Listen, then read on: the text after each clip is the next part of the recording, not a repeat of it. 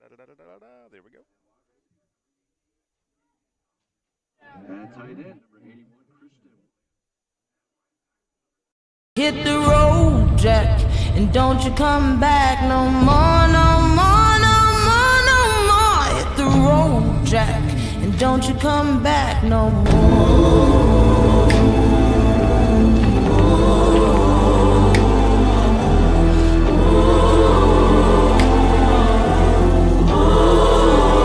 Don't you come back no more.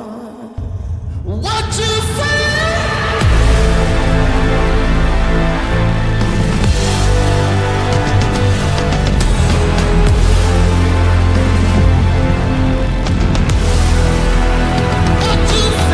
Hit the road, Jack, and don't you come back no more, no more, no more, no more. Hit the road, Jack, and don't you come back no more.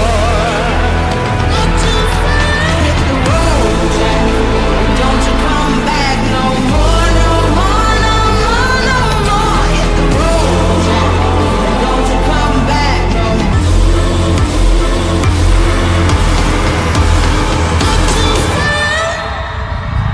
Hit the road.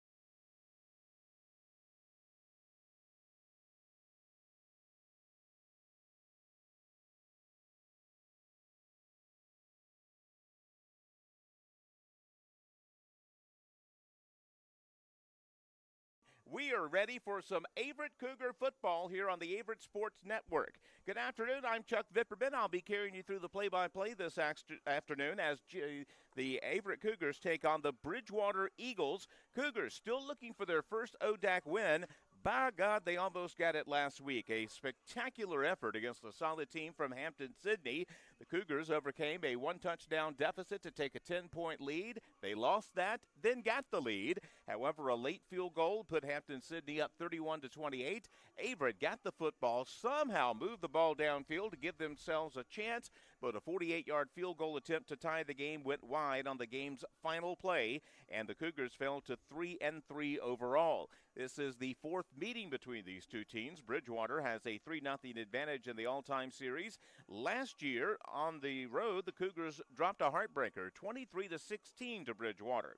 Couple of notes for the Averett Cougars. We always knew P.J. Hopper one week this year was going to be named the ODAC Special Teamer of the Week. We just didn't know it was going to be for blocked field goals. Not one, but two blocked field goals last week for P.J. Hopper. And, oh, yeah, he did his usual great job on returns. 165 kick return yards last week. Congrats to the super sophomore for being named the ODAC Defensive Special Teams Player of the Week and earning a spot on the D3 Football Team of the Week. One name we'll be checking out today, and we'll be watching very closely to see if he can extend a school record, Sean Watlington. He has caught touchdown passes in each of the last 5 games. That gives him an ODAC leading 8 touchdown catches this year.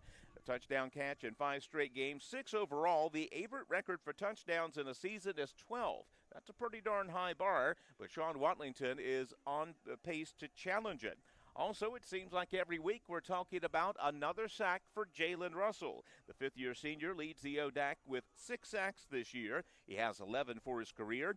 Meantime, Averett's defense ranks second in the ODAC with 15 sacks this year. 9 different Cougars have combined for sacks so far this year. The Averett defense has been bend but don't break and make the occasional big play. Last week in the first half, they got stitched for nearly 400 yards by Hampton-Sydney, but in the second half, they surrendered only 110. An amazing turnaround in the first and second half last week by this Cougar defense. Couple other names to mention. Isaiah Litton has established himself as RB1. The Winston-Salem, North Carolina native had a breakout game last week. 23 rushes, 129 yards, and a touchdown, and that was on a 43-yard score where he put his shoulder pads down and shed 3 tacklers at point-blank range.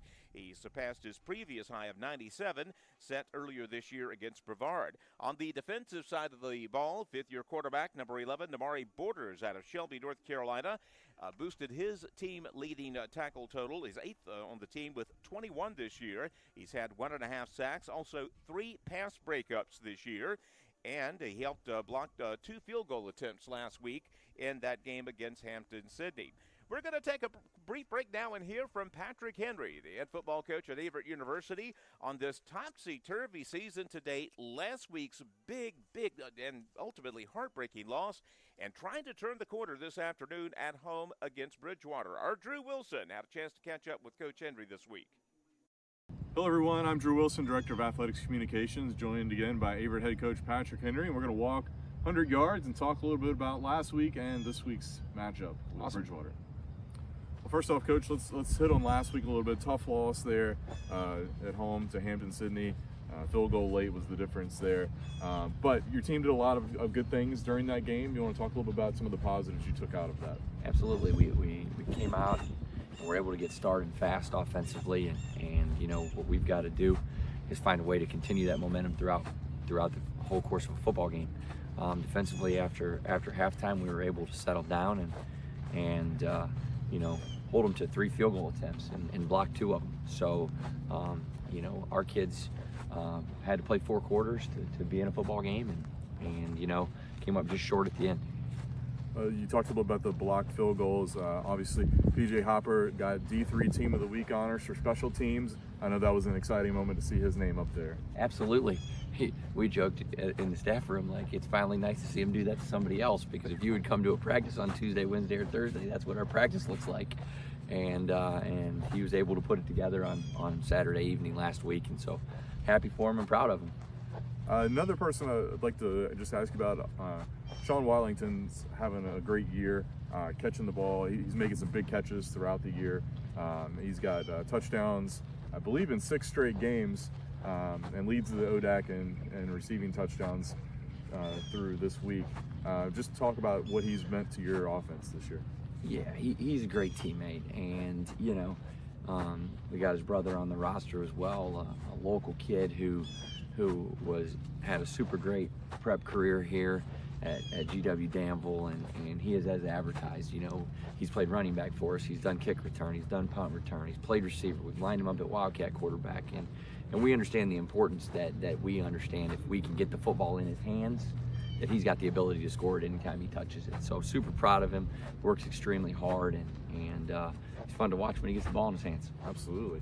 Well, let's talk a little bit about this week's matchup here with Bridgewater coming to town. Just talk a little bit about what are the things that your team needs to do to be successful against Bridgewater. Absolutely. One of the founding members of the ODAC. You know what you get yourself into. They are going to run the football, and they're really good at it, whether it be the quarterback or jet sweep or running the ball in between the tackles. You got to find a way to stop the run, and you can't. If you give them the same look, it'll be a long afternoon. So you got to be multiple defensively and fit the runs differently, because if you give them the same look or the same fit, they're gonna have a successful afternoon. So we got to be able to stop the run. And you talk about defense. You know, Averett's defense has been really strong this year, especially getting to the quarterback. Jalen Russell leads the league with 6 sacks, and your team as a whole is right there at the top of the league in total sacks. Just talk about what they've meant to the team and success this year. Yeah, I think that our defense is built in layers, and you know, the defensive line isn't having success without the linebackers doing what they're supposed to do, and without the back end doing what they're supposed to do. So they're by no means all coverage sacks, but they're all tied together. And you know, we're able to get off the field on 3rd down because of the pressure they're putting on people. And so our defense is playing really, really well as a collective unit, and they're feeding off one another. And if the defensive line can't make the play, the linebackers do, and so on and so forth. So it's team defense, and I'm really proud of the whole unit. All right, well, that's 100 yards with head coach Patrick Henry, and good luck today against Bridgewater. Thank you. Thanks a lot, Coach. Thanks a lot, Drew. And thanks to both for presenting that weekly 100-yard walk.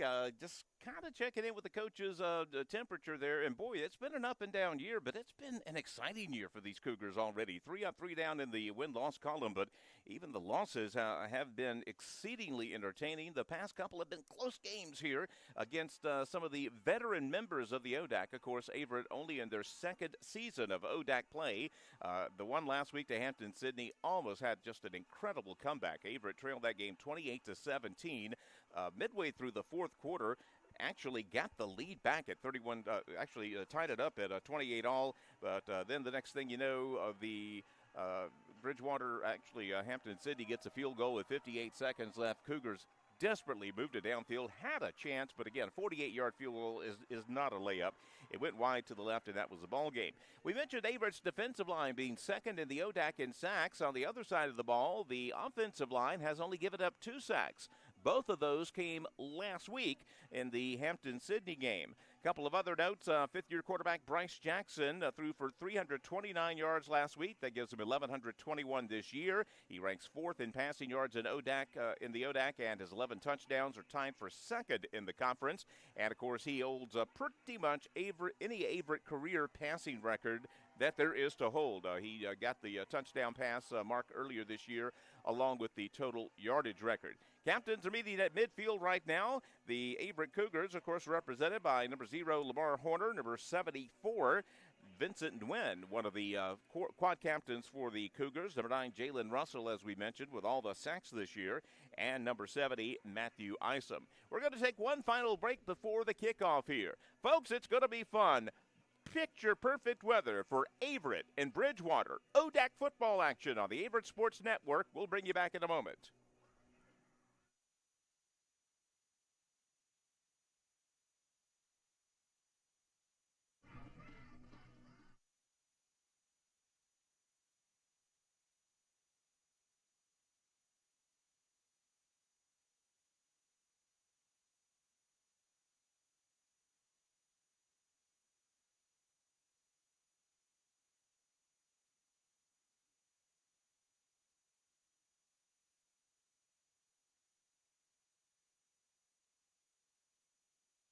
We're back live at Frank R. Campbell Jr. Stadium, Daly Field here on Averett's North Campus in beautiful Danville, Virginia.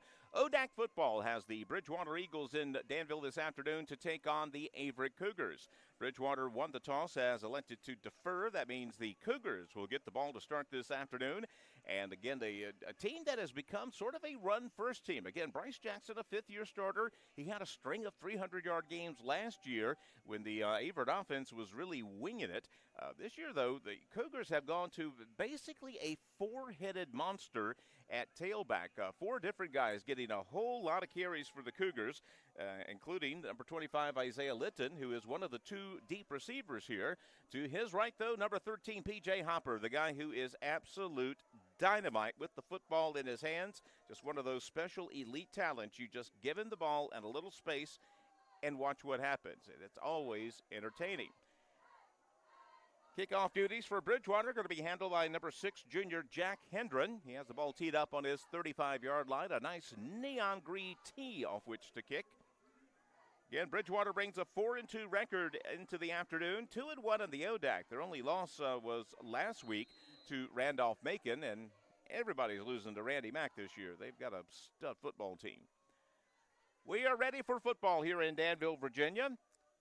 Hendren will swing the right foot through, and P.J. Hopper is going to have an immediate chance to make an impact as he gets it at a 6-yard line. Right side return. Boy, good job by Bridgewater to force him back. P.J. almost broke the tackle. Again, even when he doesn't get a lot on the return, he is exciting. He's got that it factor that you just got to have as a kick returner. And unfortunately, he could not shed the secondary tackle, and it'll be Averett football inside their own 20, about close to their own 15. Bryce Jackson and the rest of the crew will take over now. Again, Sean Watlington, number 1, is the player to watch on offense for the Averett Cougars. We're going to open up with a doubles formation. That's 2 wides to the left, 1 to the right. I believe that's Draylon Martin in the backfield. Now, it's going to be Litton. He gets the handoff. He is going to be dropped immediately. He broke out of the tackle. He'll get back to the line of scrimmage. Again, a Very spirited second effort that time, but Bridgewater was there. A couple of their wing guys combined on the tackle. And it's going to be a second down, about 9. They'll say Litton got maybe a yard on the play, maybe not quite. Same formation for the Cougars as they'll split 2 to the left. That's Troy Testerman, number 80, by himself to the right. One tight end set here. Long count this time from Bryce. Straight drop back. Fakes it short, now dumps it deep, incomplete, or shallow incomplete. Trying to get his tailback out of the backfield after the first receiver was well covered downfield. It's an incomplete pass, and the Cougars offense finds themselves in dire straits early on with a 3rd down and 9 from their own 16. Just picture perfect chamber of commerce weather here in Danville this afternoon. Wide shot, of course, showing the changing leaves here we have. This is why God made autumn, folks. Football in fall colors. Averett will split trips to the left this time. Jackson gets the snap. Quick pass to the left-hand side, incomplete. Isaiah Litton, the intended receiver, he was pretty well covered. If he catches that one, he's probably dropped instantly. Good defensive series by Bridgewater to start the action this afternoon, and the Cougars will immediately be forced to punt from deep in their own territory. Number 11, Tate Leach, is the return specialist out of Middletown, New Jersey. He's going to stand on about his own 45. Mason Smith, who is second in the ODAC with a 38-yard punting average, stands on about his own 1. He'll get a good snap. This one's going to be a high, fairly short kick, but boy, it's going to bring down rain with it. Not too short. He went out of bounds as the kick returner scooted out at about the 40-yard line. That's going to end up being an all-net punt of about 50 yards for Mason Smith. And that's, from where he was, that's a pretty darn good kick. That's a good exchange of field position, the best you can reasonably hope for if you're the Cougars. And here comes the Bridgewater offense, and bear with us, folks. They run 2-3 different quarterbacks in, and they'll run them on different plays sometime. Kennedy Fauntleroy will be the tailback here. Jasir Bateman out of Heritage High School, freshman, playing high school ball last year, is the starting quarterback. Bateman fakes it. He's going to roll to his right. He's looking short downfield. It's going to be incomplete. Pass intended for number 18, Ian Brown. They couldn't make the connection there. That was a long, long pass across the field and about 12, 15 yards downfield. Hard connection to make. They didn't. It's 2nd down and 10. Jasir Bateman, 6'3", 185 pounds. Played under Brad Bradley at Heritage High School in Lynchburg. From their own 40-yard line, 2nd and 10 for Bridgewater. Take it to the tailback, throws it short, completes just shy of the 1st down. Kind of an extended handoff there on the quick curl-in pattern as the pass is complete to the wide receiver, Cedric Drumgoole out of Dinwiddie High School. Wait for some good teams there under Coach Myers. They'll say he got just enough of the 1st down. They'll spot the ball right at midfield. A quick 10-yard pickup. Drumgoole gets him a 1st down. Bateman still in at quarterback. A quick pass to the right. Incomplete. Almost entered. Good job on the defense. The Cougars were right there waiting for that bad boy. That one had 0 chance of being complete. Number 5, Kendall Spriggans on the coverage for the Cougars. And the incomplete pass will set up a 2nd down and 10. See a little shifting of personnel. Number 30, Bradley Loader, the backup tailback, is now into the ball game, along with number 4, Fauntleroy. 2-back set for the first time this afternoon. Tiger formation. There's a snap. They'll hand it off to the backfield. Cougars force it back to the inside. Still about a 4 or 5 yard pickup. Good job by Kerry Dickinson to force the play back inside. Could not make the tackle, so it's going to end up being a solid 5 yard pickup, which puts Bridgewater in a much better position than 3rd and long, 3rd and intermediate. 3rd about 4 to be exact. From the Cougar 44-yard line. It's going to be an empty formation. Just Bateman in the backfield. Trips to the right, 2 to the left. Watch for the hard count here, too. Straight drop back, quick pass complete. That's going to be Drumgoole again, and he breaks a tackle, gets ahead to the 20, to about the 15 before he's dragged hard out of bounds. Again, that little short, little curl-in pattern, and we didn't make the tackle at the point of the catch. And that's a big gainer and a big 1st down for Bridgewater. Little short passing game, and we're just going to have to, it's almost a tempo passing game, almost like playing against the old run and shoot offenses of the 49ers. Very high percentage passes, almost like extended handoffs. Fauntleroy from Baltimore, Maryland returns to the backfield. Snap to Bateman, fakes it, he bobbles it, he's in trouble. He's going to get flushed out of the pocket. He's just going to throw this bad boy away. Timing of that play was all messed up by the mishandled snap on the part of Bateman. He had a face full of Cougar defender. As soon as he got control of the ball, rolled to his left and said, live to fight another down, and they will. 2nd down and 10. Line of scrimmage, the Cougar 16-yard line. We're just underway here in Danville, Virginia. Jayceer Bateman sets him down out of a pistol formation, trips left. Fauntleroy gets the handoff. He's got all kinds of room up the middle. He's going to score. I don't know if we even laid a finger on him. Little trap block at the A gap, and we had nobody home. That's a 16-yard touchdown run for Fauntleroy, and the Bridgewater Eagles are on the scoreboard first, 6-0, pending the conversion.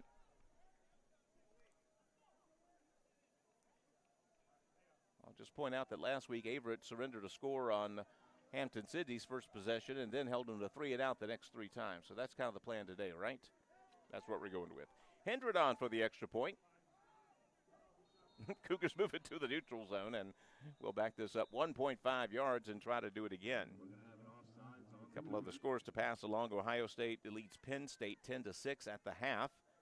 In ACC action, Boston College, whose uniforms are identical to Bridgewater's. Oh, by the way, Boston College and Georgia Tech are all knotted up at 17.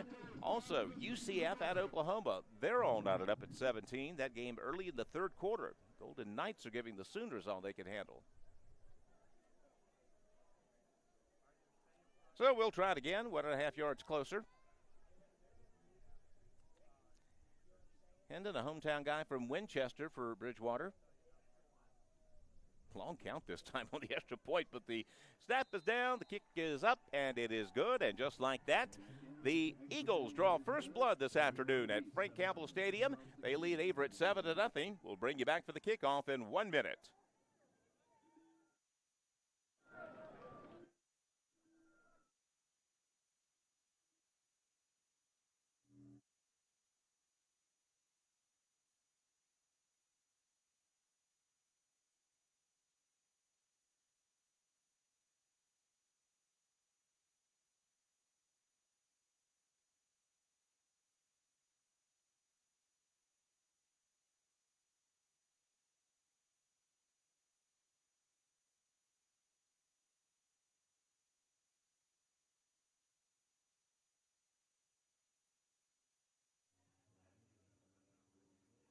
Bridgewater, Hopper, and Litt back to receive for the Cougars.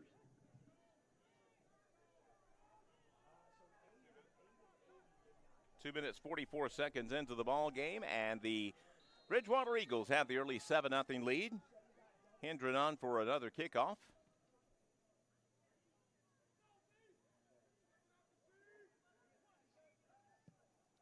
Get a decent boost into this one, but Hopper's got another chance, this time from his own 5-yard line. Boy, we missed a tackle, but Hopper made him miss. Popped hard out of bounds. Good hard hitting going on down there. Hopper did a great job to juke the first guy out of his jock strap, but boy, he got creamoed at about the 25-yard line. And it's a contact sport. Actually, it's not a contact. It's a collision sport. Dancing's a contact sport. Good hitting going on there as he'll bring it out to about the 27-yard line. Litton still the tailback, and again, the Cougars have 4 different tailbacks that they'll shuttle in, usually on a drive-by-drive basis. Cougars will split 2 to the left and 1 to the right. That's Sean Watlington by his lonesome. Litton gets the handoff off left tackle. Not an awful lot. Boy, Bridgewater is doing a great job with those 4 front guys. They are blocking all the angles. Again, just doing basic 2 technique. Don't get pushed back. That's all you do. You can have a great defense and your defensive line never make a tackle because they cut down the angles, make the backers do the work. No yards for Litton. It's 2nd down and 10. Cougars will keep it in the same formation. Tight end right this time. That's where the tailback is. Fake the handoff, throws it downfield, incomplete, and a flag on the play. Sean Watlington, the intended receiver, he had a defensive back on his back. That's a no-no. That'll be 15 yards and an Averett first down the easy way. But there is a flag on the play. They had linesmen through that one from the secondary. It's a case where it was not a great deal of interference, but he did get there early.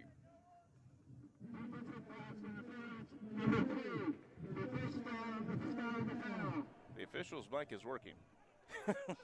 Just saying.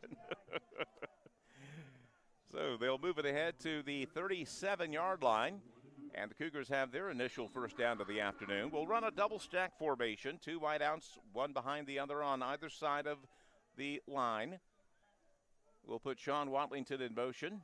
Looks like Bridgewater's in the zone. Back to pass is Bryce. He's going to throw it short. It is intercepted. In and out of the hands of Watlington, and it's going to be returned by number 21. Litton will bring him down at the 30-yard line. Number 21, Amari Presley from Tampa, Florida, picks that bad boy off, and pass went right through Sean's hands. He turned around, and it just went right through him. There's no defense for that. And the first turnover of the game goes the way of the Eagles, and they have it at the Cougar 30-yard line, looking to put the Cougars into an early double-digit hole. Bateman brings the offense back on the field. Fauntleroy, who scored a touchdown last time, is the tailback. 2 wideouts to the left, 1 to the right. Montez Green and Cedric Drumgoole to the left. It's going to be a counter handoff back to the quarterback. Looking downfield, Bateman has a receiver. It's caught at the 10-yard line. A little gadget play that time. Cougars were not 100% fooled, but that was actually just very well executed. A former defensive end who's now playing tight end today, Keaton Ellis, made the catch on the reverse play, and it's going to be first down and goal from the 7-yard line for Bridgewater. Dig it into the bag of tricks to push the Cougars defense back. It'll be a 2-receiver set, 1 to either side this time. Again, Fauntleroy is still in the backfield. We've got a stoppage and a timeout by Bridgewater. Very unusual insofar as they had plenty of time to set that up. We'll take a quick break and bring you back in 1 minute. The Cougars trail 7-0. Bridgewater is threatening. Back in a moment.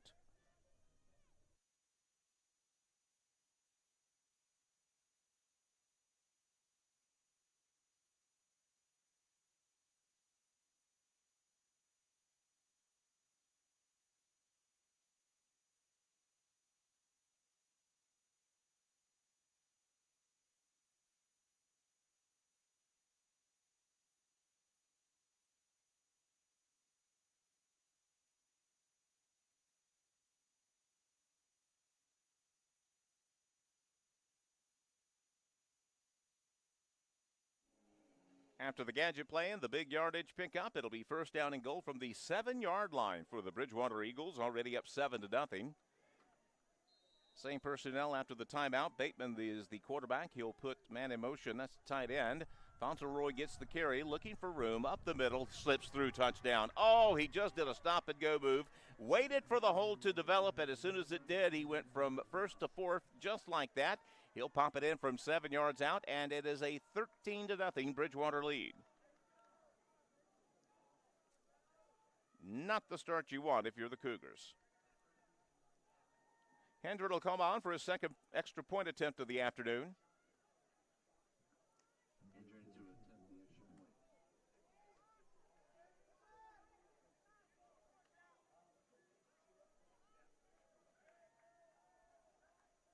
These guys take forever on extra points. And another penalty against the Cougars because they drew them off. I mean, it's like they're trying to milk the 25-second clock down on a conversion. Just kick the darn ball.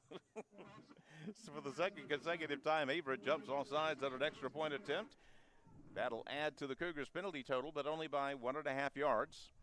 They'll move it a little closer, and we're going to try this one again.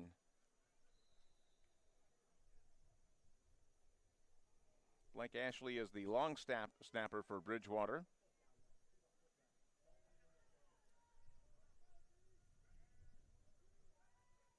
Again, a long count. They'll snap it back, and we will get the extra point up, and it will be good. Whole lot of work for 1 point, but right now Bridgewater doesn't care. They are in a 14-0 lead over the Cougars. We've only played 4 minutes, 4 seconds of football here in Danville, Virginia. We'll take a break and bring you back for the kickoff in a moment.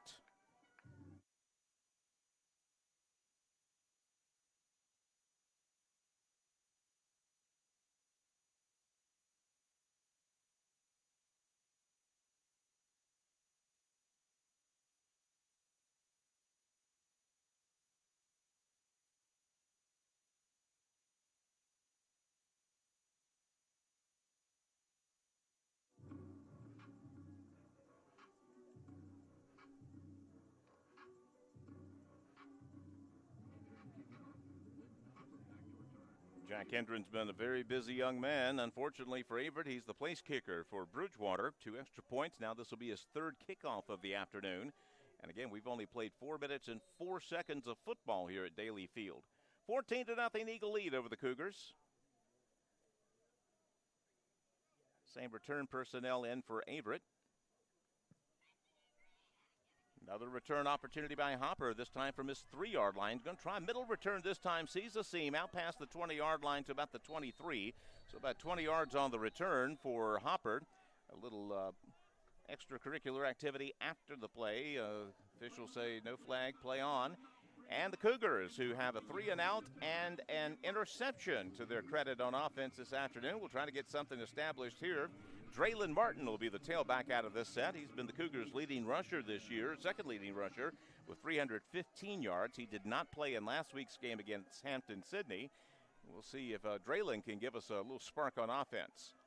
We'll stack up 2 receivers on the left, 1 to the right. That's Sean Watlington. And you got to say Sean, of course, because his younger brother Shy also on the roster. Back to pass is Bryce. It's caught. Quick tackle on the far side by the secondary of Bridgewater. Boy, that was a good quick hit by number 21, Amari Presley, the young man who picked off the pass last time.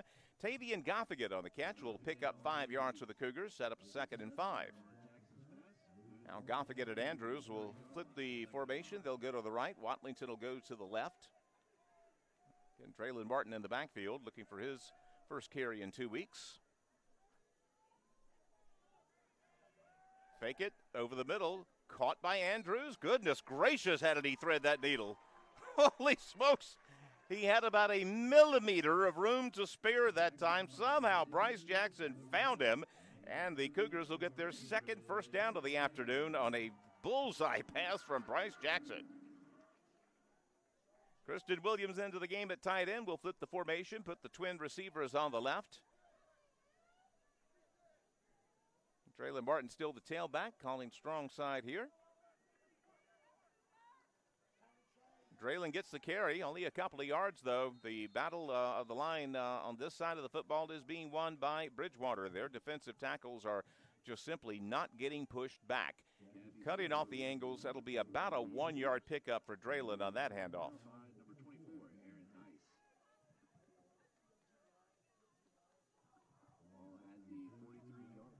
Generously give him about 2 yards on the play, so 2nd down and 8. Sean Watlington split out by himself to the right.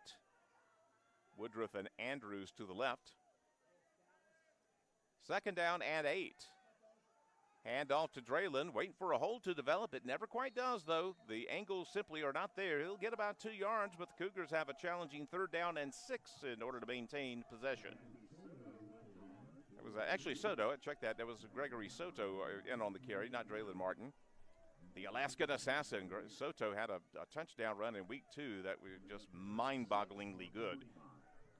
Exciting runner from Alaska.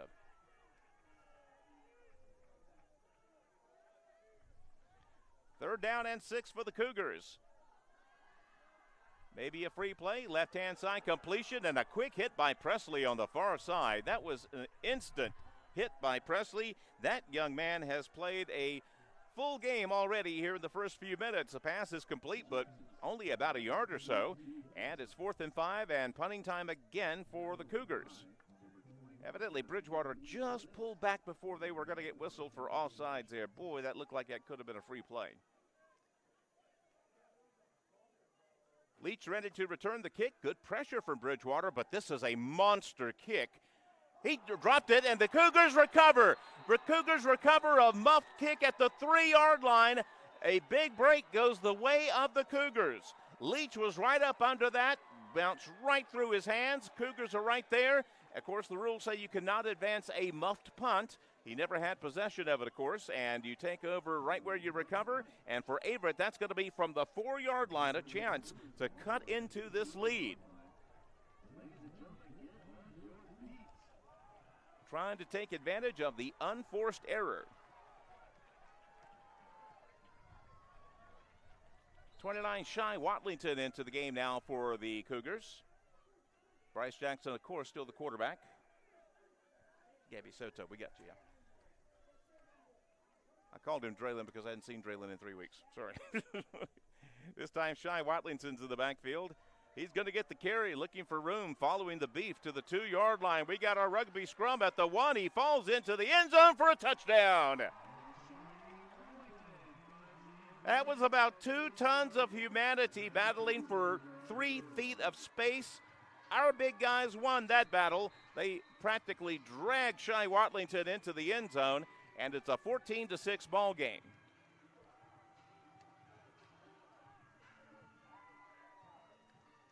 So the Cougars immediately take advantage of the Bridgewater miscue. And Will Cavadas is on the field now to try to make it a 7-point deficit. Mason Smith is the holder.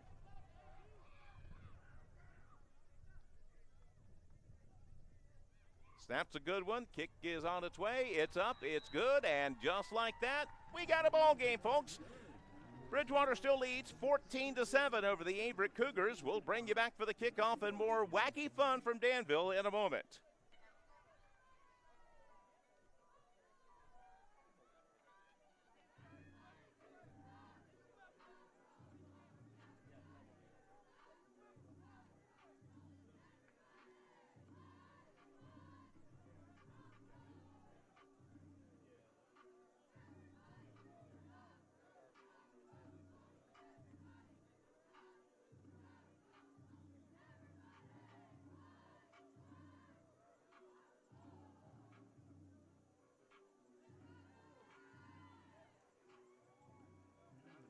A muff punt creates a 1st and goal for the Cougars, and they cash in immediately. A 4-yard touchdown run by Shy Watlington.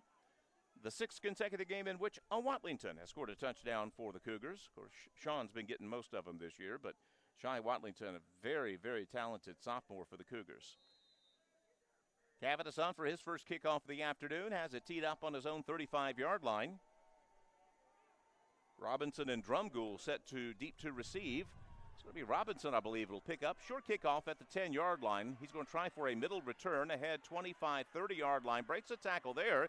He's going to have an exceptional return out to about the 38-yard line. Got a little head of steam there, and the Averett Cougars, instead of bringing him down, we're kind of pushing him forward for a little while there. Do eventually bring him down, though, and the Bridgewater Eagles will begin with pretty good field position. Again, around their own 37, 38-yard line officially. And again, you have to check Bridgewater every time they come on the field because they use a lot of different personnel at the skill positions. They are going to keep Bateman in at quarterback, number 18 Ian Brown in at receiver, and it's still going to be Fauntleroy, the junior, in the backfield. He's quite a package, 5'9", 210 pounds. That's a load to bring down. Bateman, first down snap, hands it off to Fauntleroy. He does a good job on a stop and go. He's going to get close to 10 yards on first down, as Averett's defense is having trouble corralling this young man. He's already got 2 rushing touchdowns. They'll say he's just shy of a first down here, I believe, so it's going to be 2nd down and really less than a yard to go. I'm going to get quite a tan this afternoon. I mean, this is just a beautiful sun-splashed afternoon. Sun's coming into the press box here. It's going to look like I work. 2nd down and short. Handoff again to Fauntleroy. He's going to get a first down and a little more down to the Averett 45-yard line. So a solid 8-yard pickup there as Bridgewater trying to reestablish their dominance in this game. They'll move it to the Cougar 46-yard line, and it will indeed be 1st down and 10 for Bridgewater. For 30, Bradley Loader comes into the backfield now to create a 2-back set. The two backs will be to the right of the quarterback, Bateman. Bateman gets the snap. He's doing a straight drop back. Looking to his right, he's flushed out of the pocket. He'll throw it short. It's going to be incomplete, and that's just as well. If he catches that, he loses about 6 or 7 yards. The receiver was, intended receiver was Brady Loader, and the pass was too low. And again, that was good for Bridgewater. If he catches it, it's second down and 16. As it stands, it's 2nd and 10. We'll take Loader out of the game now. Go back to a 3 wide receiver and a tight end set.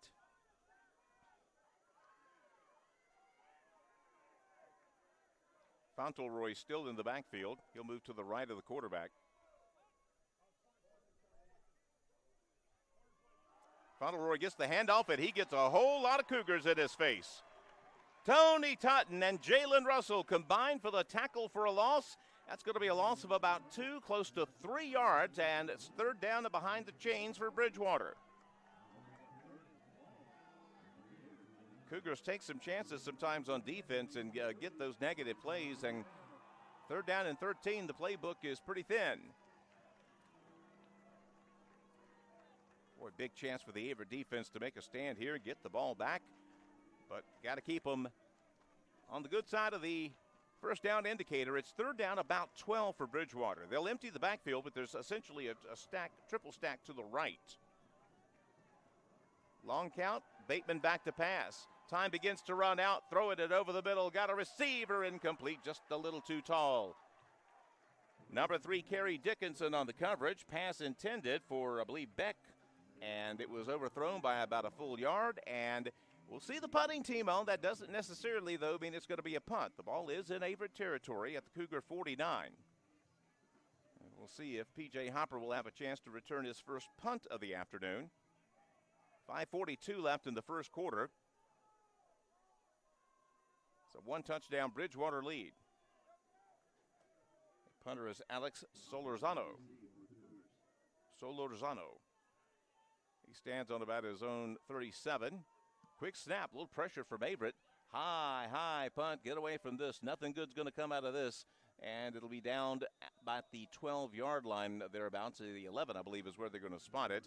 And that's where the Cougars offense will take over with a chance to move the ball downfield and tie this game. Again, the Averett's offense hasn't put up many yards this afternoon, but last time they scored a touchdown because a muff punt gave them the ball 1st and 10, 1st and goal at the 4-yard line. Litton comes back into the game. Goffigan and Andrews are split out wide to the left. Watlington by himself to the right. Tight end is on the left side of the offensive alignment. Litton will get the handoff. Bounces by a couple of tacklers, 3 yards or so. We'll see where they spot him. I think they're going to give him to the 14. Averett trying to establish a running game this afternoon. It has been slow going, though. The Bridgewater defensive line has been very, very stout today. He'll give about 3 yards. 2nd down and 7. Same formation as Bryce Jackson, the 5th-year senior from Durham, North Carolina, sets the Cougars offense down. 2nd down snap's going to be a pass. Looking over the middle. Incomplete. Juggled by Christian Williams, the tight end. He was very, very well covered. Even if that pass is caught, there's not going to be much in the way of yardage. And it's going to be 3rd down and 7.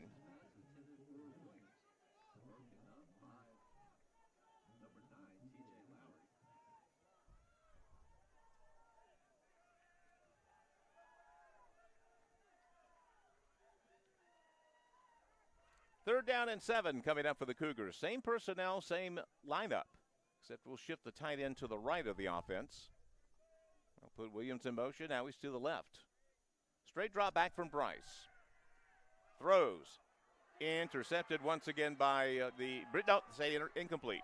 They say number 20, the cornerback that time for Bridgewater, Elijah Coy, trapped the ball. And it's...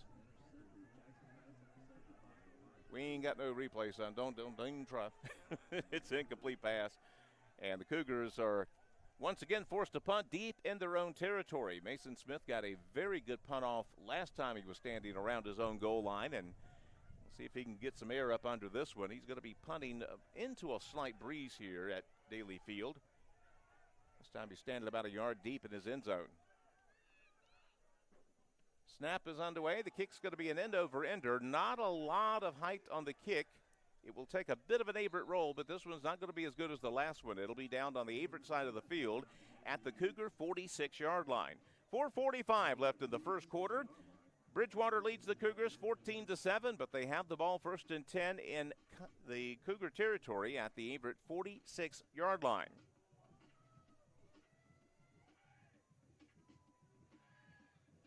Again, Bridgewater has been using 3 different quarterbacks this year at times, but Jasir Bateman out of Heritage High School has been going since the get-go this afternoon. Joined again in the backfield by Kennedy Fauntleroy. First down from the Cougar 46. Fauntleroy, handoff, looking for room, gets into the secondary. Great patience on this young man's part. He's going to get about 11 yards and a first down. He just looks so cool in the backfield. He waits for his blocks to develop and then turns it into high gear. He just doesn't go 100 miles an hour into the hole. Very patient runner. 4-man defensive front for the Cougars as Bateman looks to the sidelines after calling out the initial cadence.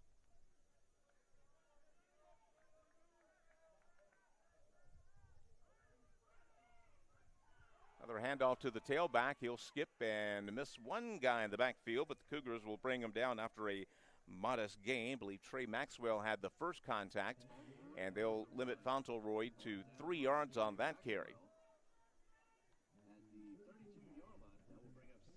The second out about 6. They'll give him 4 on the first down carry. This time we'll see a trips right formation from Bridgewater. One wide out by himself to the left. That's Montez Green. Put a man in motion. Quick set pass, Green with the catch, 25-yard line, goes upfield, first down and more, as that was just a good quick pass. They saw the Cougar cornerback playing off a little bit too much. That might have even been a hot read that they called live at the line of scrimmage there. Bridgewater playing a little tempo. They're going to bring it immediately up to the line of scrimmage, Cougar 18-yard line. Back to pass is Bateman. Got a receiver on a little half-naked screen inside 5-yard line to the 4. Bridgewater feeling their mojo on offense right now. Clock will stop with the first down, but it's now 1st and goal from about the Cougar 4-yard line. You can see where their passing game would be much like a rhythm, just like a three-point shooter gets in the zone and can't miss. When they get that rhythm going on offense, they're going to be hard to deal with. Fauntleroy will be joined in the backfield by a loader this time. I formation, a little old school lineup as Bateman will go under centered. Man in motion, counter handoff. Averett is there. Good job by number 3 Dickinson to get into the backfield. Cougars figured they were going to rush it. They did, and they shot the gaps and dropped him for about a 1-yard loss on the play. We'll see if they'll scrap the old school I formation and go back to their more familiar and probably more comfortable spread set. 2nd and goal from the 5-yard line.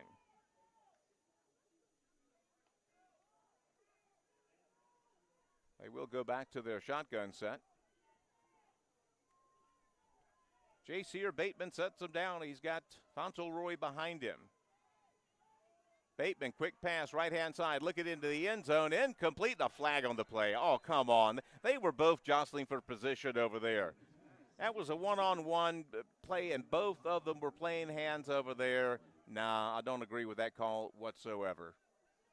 Do not agree with that. Plus, all the contact was being made in front of where the official was. He could not see the hand-to-hand. I think he just threw a flag, assuming it was a penalty on Averett. That's a rough one to take. Young man for Cougars did a great job on defense there. I don't see what else you expect him to do. So because it occurred in the end zone, the ball is by rule placed at the 2-yard line. 1st down and goal from the 2. Bateman gets the snap. He's going to get it himself, keep it himself, get it towards the end zone. He did not get in. Boy, he got about as close to the end zone without getting in as you can possibly get. Good stick by the Cougars defense there. Make them earn it, by God. Ball is about 3 inches away from the goal line. That's how close we are.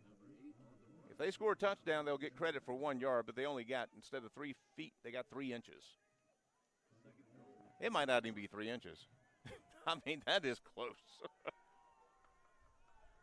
The center lines up the ball. It's going to be in the end zone. They're still going to keep it out of their pistol formation here. Bateman with the snap, looking for room himself. Gets some resistance, leans forward, he gets in. Second effort for a touchdown. By God, he didn't get it by much, but he got it. And the Bridgewater Eagles put together an impressive answer drive to stretch it back out to a double-digit lead here late in the first quarter. That pass interference was rough. I don't agree with that call at all. I mean, it was a one-on-one matchup over there. Guys, our defender's surrendering 4 inches of height. He turned around, got his hand in there. Anyway, they don't ask me these things. Ended on for another extra point. This one is keeps it himself. It's going to be a fake, and he's popped short. He got in. They're going to say he kept it long enough to get in. The ball carrier, number 8, Freddie Watkins, was popped right at the goal line. Ball came free, but they'll say the ball had crossed the plane beforehand, and that's going to be a 2-point conversion. Now the official's waving his arms. I don't know what they're saying about that. No, he's just saying get away. Okay. It's 22-7, Bridgewater over Averett. That could have gone a lot better. We'll bring you back for the kickoff in 1 minute.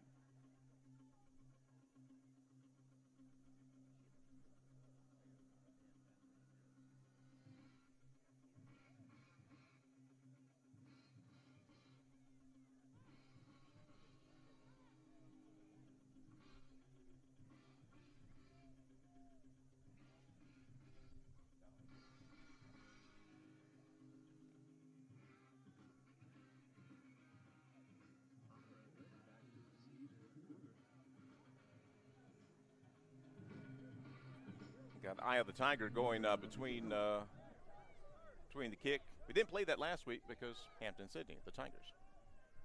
It's the rules. Sorry. Averett in a 22-7 hole. 1:23 left in the first quarter here at Daly Field. Hendren has been a busy young man already here. His 4th kickoff of the afternoon. Another one's going to be picked up by Hopper at about the 7-yard line. Looks to the middle, now goes to the right. Good job by Bridgewater. Hopper somehow breaks a tackle, but goodness gracious, Bridgewater special teams has given him absolutely nowhere to go.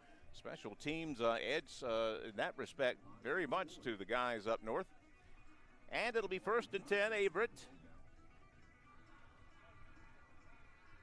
Deep inside their own territory. I think they're going to give him at about the 17, 18-yard line where they'll spot it. Litton in the backfield. I believe we're bringing Testerman in as the lone wide receiver to the right and a trips formation to the left. Trying to get some consistency from this Cougar offense. Fake the handoff to Litton. Testerman gets the catch at about the 30-yard line. A little slant pattern. Tell you what, he didn't alligator arm that, buddy. He went up with both hands confidently to bring that puppy in. It's a 12-yard pickup and a Cougar first down.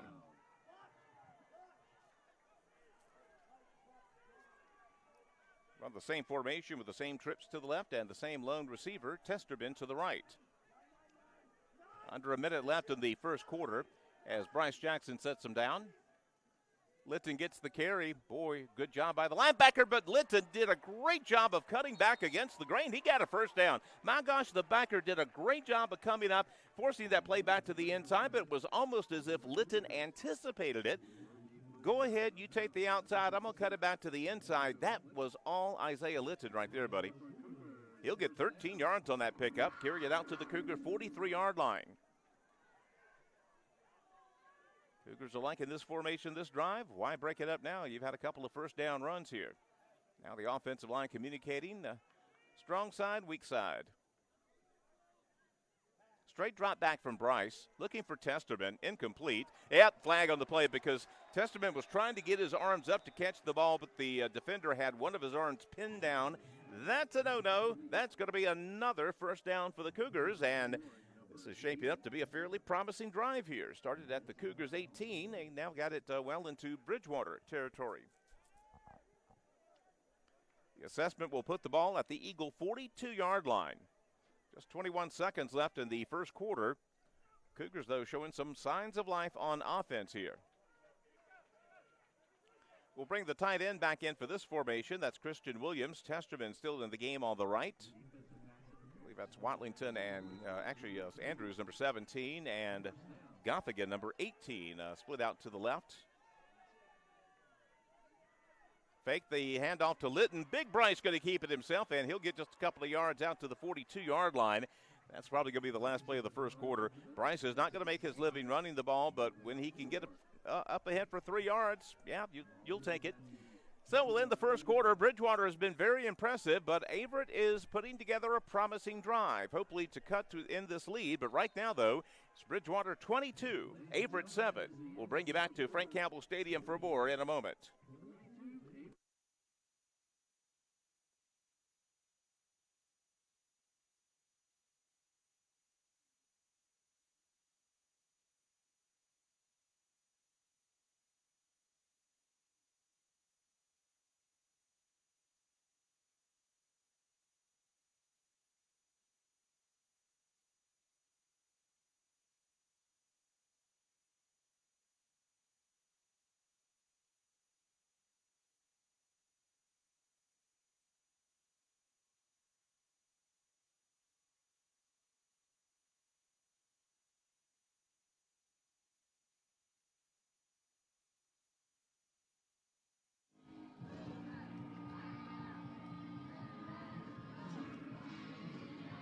We'll open up quarter number 2 with a second down and 6, close to 7 on the way from the Cougars. Double stack formation to either side.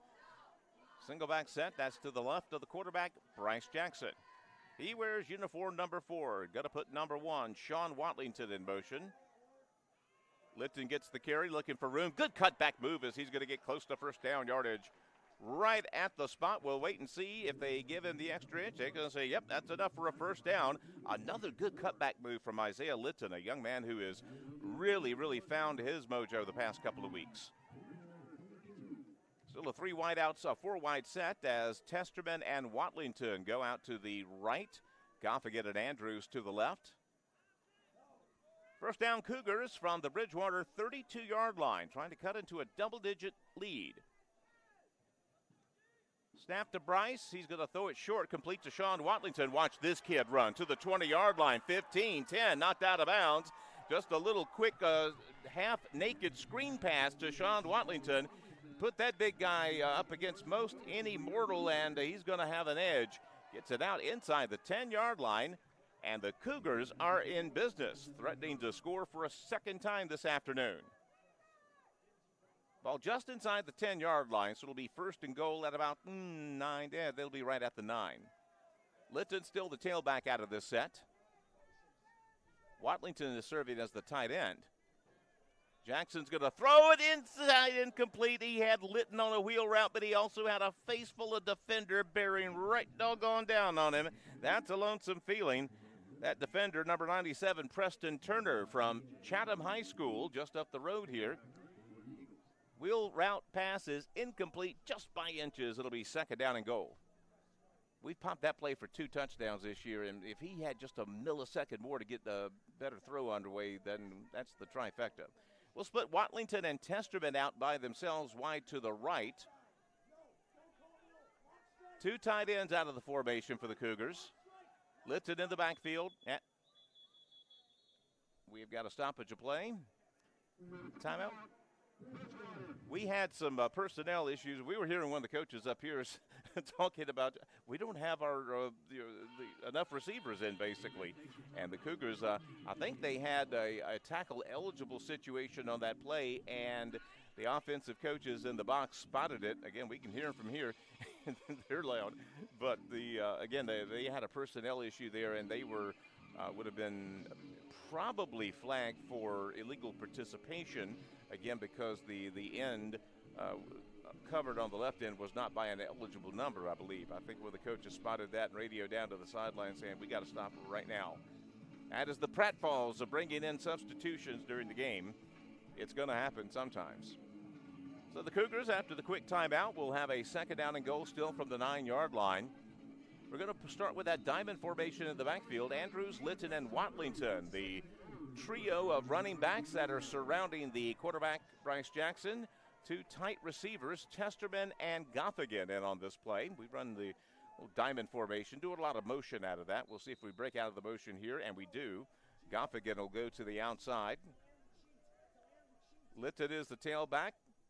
It's going to be a keeper. Bryce throws it into the end zone, incomplete. Boy, they could have thrown a flag on that one because Sean Watlington had a guy on his back. That was actually Testerman, the intended receiver. There was contact before that ball got there. Bryce Jackson waited until the last nanosecond and pulled it out of the belly of Litton, the tailback, because he found a receiver in the end zone, but they just couldn't make the connection. Jiminy Christmas. If that last one was pass interference, that should have been interference. Anyway, Chuck, they don't ask you. You know this.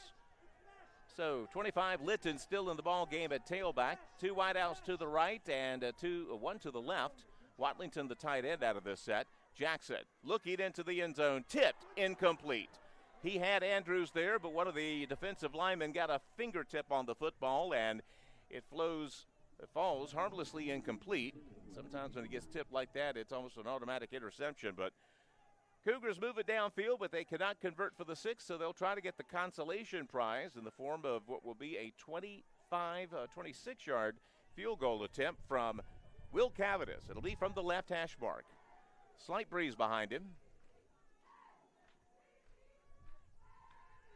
Snap is down, kick on the way, it's up, and it is good. So the Cougars will cut into the lead, not as much as they liked, but still a pretty impressive drive. From their 18 to the opponent's 9, they'll settle for 3. Score now, Bridgewater 22, Cougars 10. We're back in a minute.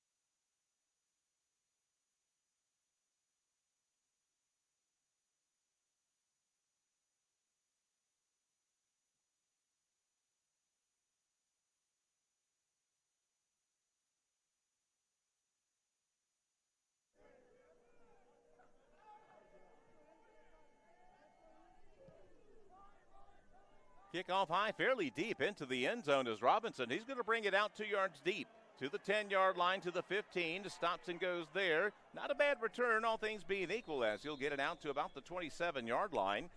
From 2 yards deep in the end zone to the 27. That's a good almost 30-yard kick return there. A 22-10 Bridgewater lead, and you get the feeling now after that long drive, Cougars offense probably has a little bit of confidence. This defense has been pushed around at times this afternoon. A 3-and-out right now would be ideal. If you give up points, particularly if you give up 6 points here, that's going to be very hard to come back from. Got to keep these guys within sight. They'll run trips right, single wide out to the left. Bateman still in at quarterback. Pass. It's going to be almost intercepted. Boy, howdy, number 8 for the Cougars. Seth Harden had visions of 6 dancing through his head as that short pass, he checked up just a little bit, could not pick it off.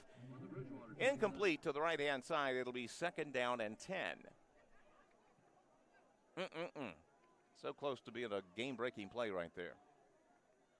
They'll run a bunch formation of trips on the left this time, single wide out to the right.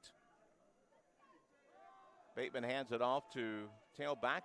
Hit for a couple of yards out to about the 30-yard line, about 3 yards for Fauntleroy. Good job by the Cougars defense keeping him in check there, and now they've forced a 3rd down and 7 attempt from Bridgewater. This could be a big play for this defense. Let's get that ball back, guys. Trips to the right this time. From the Bridgewater 30-yard line. Empty backfield this time. 2 to the left, 3 to the right.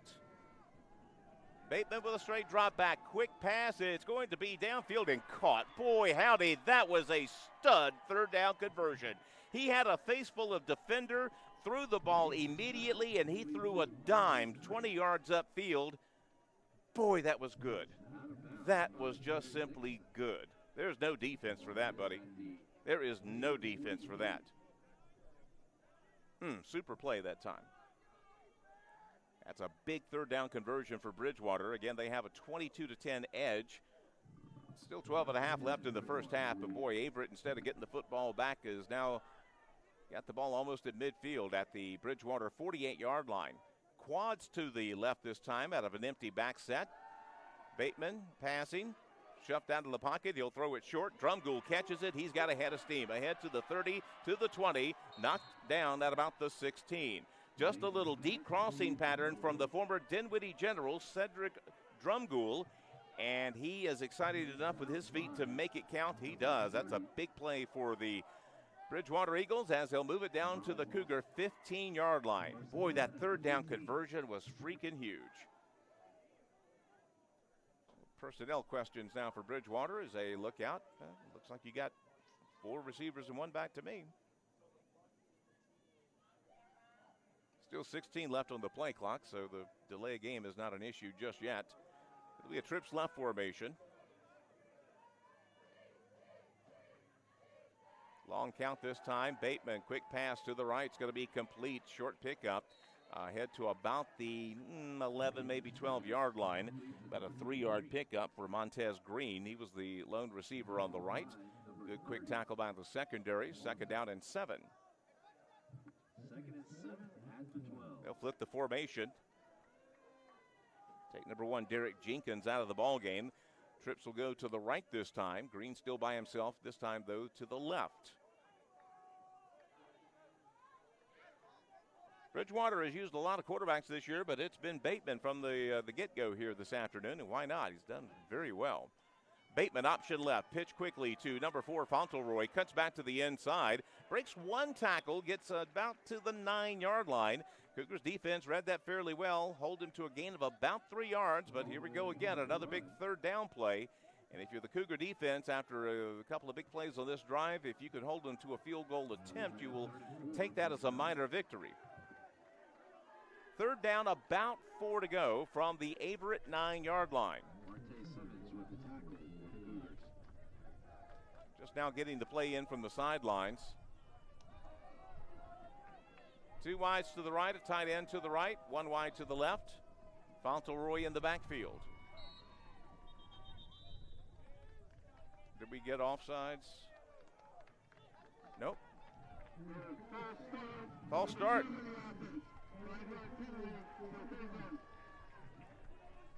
So 3rd and 4 becomes 3rd and 9, and the poker has changed. They'll bring in number 30, Brady Loader, to give him a 2-back look here. Loader, a senior out of Salem High School. They produced 1 or 2 good players over the years. I'm joking. That's one of the premier programs in the entire state of Virginia. Here we go. 3rd down and 9 from the Cougar 14-yard line. They'll break the huddle and go with a 2-back set. Stoppage of play. And a timeout by Bridgewater. Boy. Pretty remarkable series of events there. You get the delay of game. Then you shift in some personnel, and the coach does not like the personnel. He knows how big this third down play is. Again, there's a whole lot of football to be left this afternoon, but in terms of the big picture here, a field goal attempt, 25-10, versus a touchdown, an extra point, 29-10. That's a completely different situation. 2-score deficit versus 3-score deficit. And, yeah, the Bridgewater Brain Trust knows how important this third down play is, and they didn't want to leave anything to chance, evidently. That is their last time out of the first half. They've not been shy about using them here. But the Cougars defense, which has been a bend but don't break variety most of the year, is being asked once again not to break here. 3rd down and 9. They will run the Tiger formation with 2 backs out of the backfield. Both of them are to the right of Bateman. Would be surprised if we saw some counter action here. Bateman sets him down. The freshman calls the signals, gets the snap, fakes the handoff, throws it right, complete, but a good read by the Cougar defense will drop him back at the 15-yard line. A 1-yard loss on the completion to Brady Loader. Great job by that Cougar defense to force a field goal attempt. This will be a 32-yarder from the right hash mark. Boy, Jalen Russell got his nose in that time and just busted that little quick slip screen up in a heartbeat. Hendred on for a field goal, first field goal attempt of the afternoon. 19 Grafe is the holder for the Bridgewater Eagles. There's the kick. He's definitely got the distance. It's up and it is good. Still a two-score game though, but a thicker two-score game. 25-10, Bridgewater over the Cougars. 9:07 left in the first half. We'll bring you back for more action in 1 minute.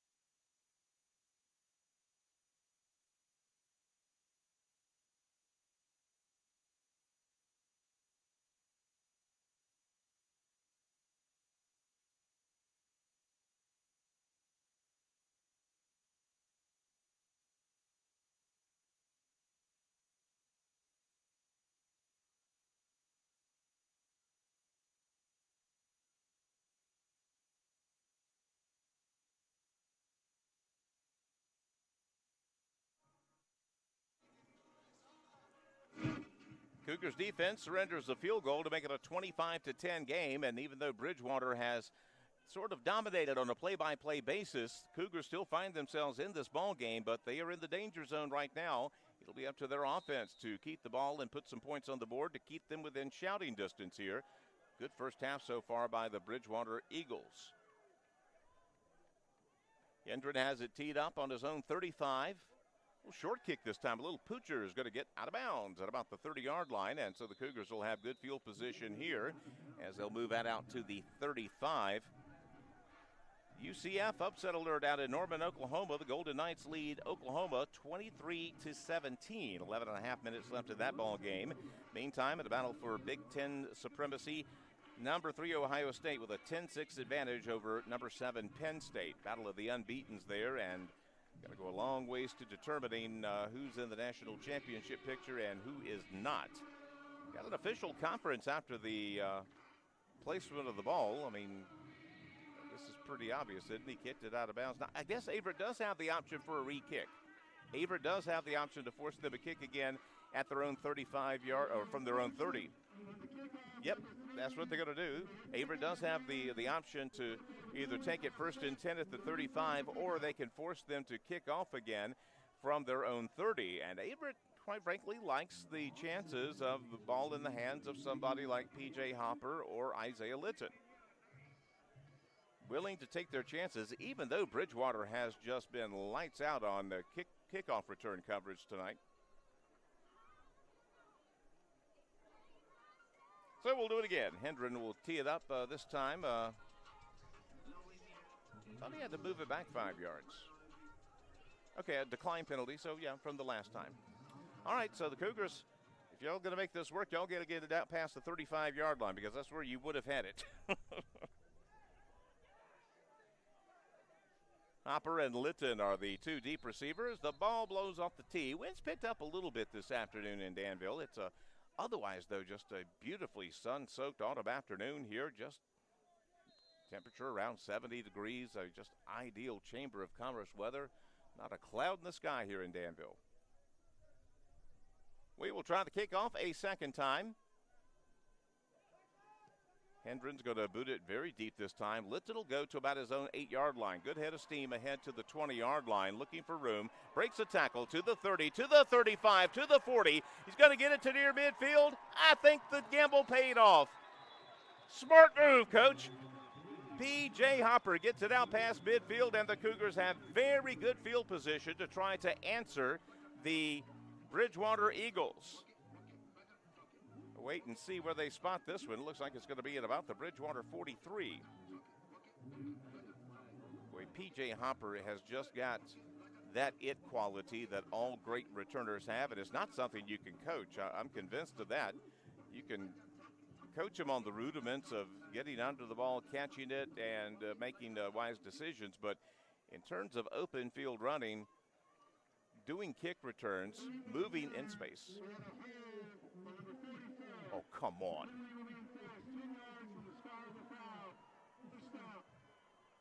They're going to call a hold on Averett. Nobody saw the flag. Evidently, it got lost over there. So forget everything I said about the good field position.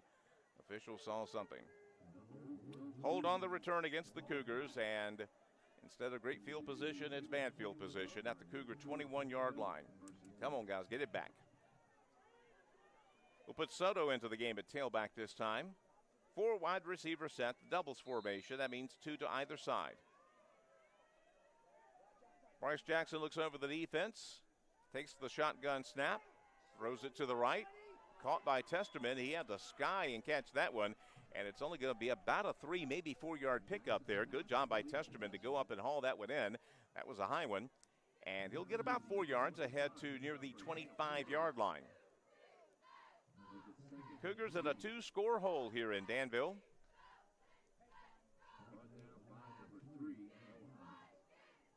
Testerman, Watlington, Andrews, and Gothigan, the 4 receivers in right now for the Cougars. Testerman with a tight split to the right. Fake the handoff. Watlington gets the reception. Breaks out of a tackle at the 20, but ain't nowhere to go. Boy, howdy. Bridgewater read that one very, very well. Watlington will lose a couple of yards on the play, and just like that, the Cougars are facing a 3rd and long deep in their own territory.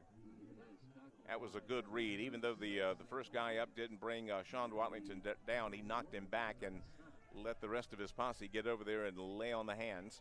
3rd down, about 7 for the Cougars. Line of scrimmage, their own 24. We'll run a diamond formation this time. 3 backs surrounding Jackson in the backfield. Let's see if they motion out of this. And they will. They'll split Testament up to the outside along with number 80, Gothigan.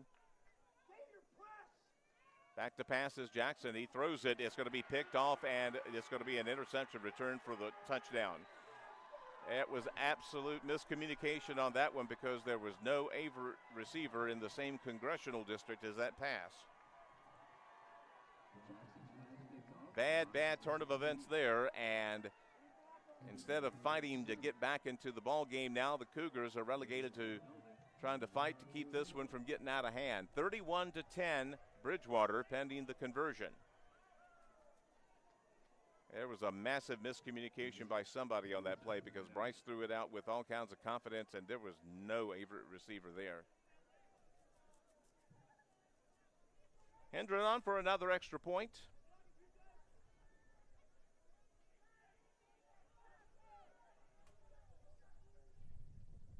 Good snap. Kick on its way. It's up. It's good. And Bridgewater has turned a turnover into instant points. Interception return for a touchdown. And the Bridgewater Eagles have firmly stamped themselves in control of this one. 32-10, Bridgewater. 7:28 left in the first half. We'll bring you back for more in a minute.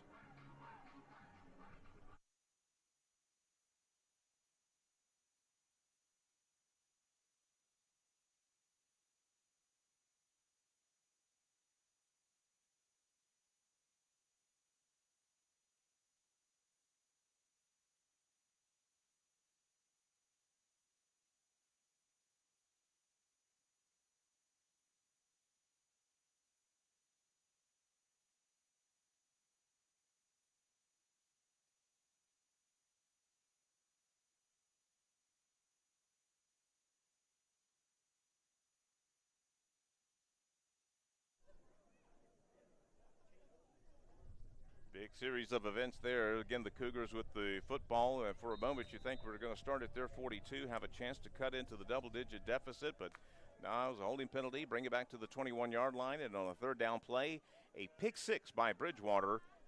And the complexion of this game has changed dramatically. Hopper will get a chance to return this one from the 6-yard line. Head to the 15 to the 20, makes a guy miss there. Out towards near the 30-yard line. Solid return by P.J. Hopper. So he'll pick up about 28 yards on the kick return.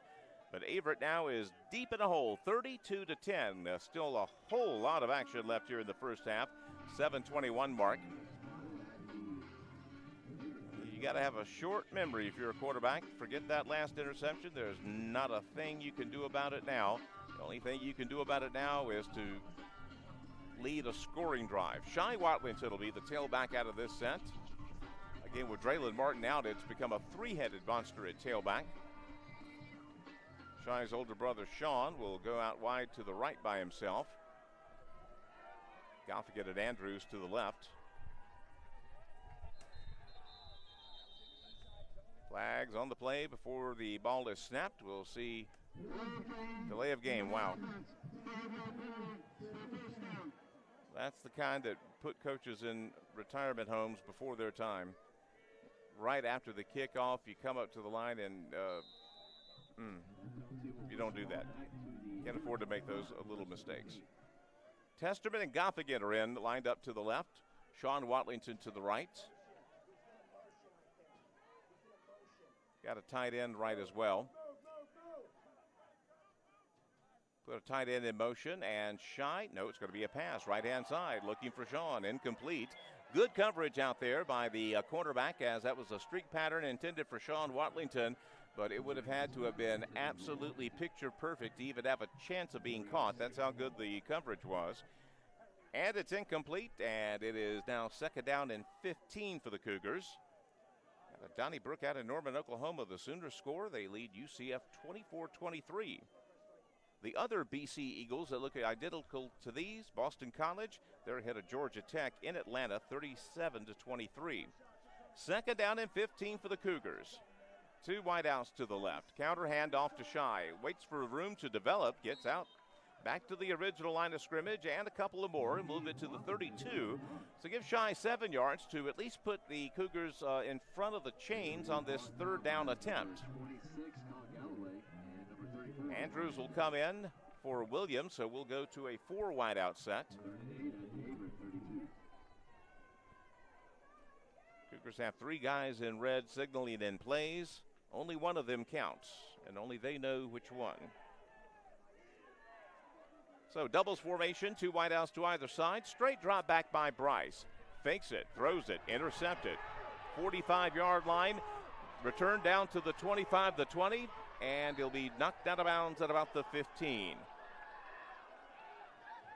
That was a zone coverage, and Bryce threw it right into the heart of that zone. 24, Ryan Day, I believe. Actually, number 24, Aaron Neese picked that one off. Returns it to the 16-yard line, and Bridgewater is in business again. 6.5 minutes left in the first half. They've got a chance to just about turn this one into a rout in the first half if they can cash in here.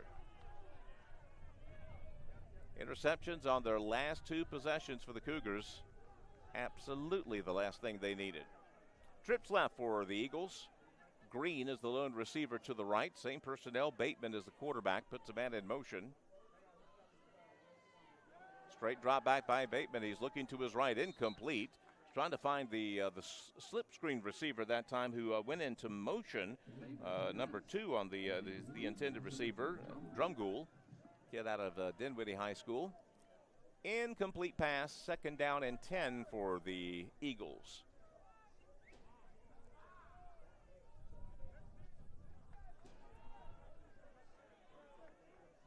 They'll split Green and Brown by themselves to the right. 2 tight ends to the right as well. Fauntleroy gets the carry. He's going to try to cut to the outside. Cougars defense does a good job. Jalen Russell brought him back to the inside. Number 3, actually, let's give credit where it's due. Number 8, Seth Harden forced him back to the inside. The number 3, Kerry Dickinson, dropped him at the line of scrimmage. It'll be third down and 10.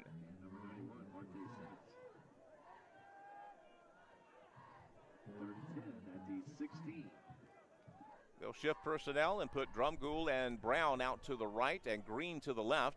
2 back set this time as they bring Bradley Loader in to stand alongside the quarterback. And they are taking their time getting this play in. It is just now 10 on the play clock, and they're just now calling out their pre-snap reads.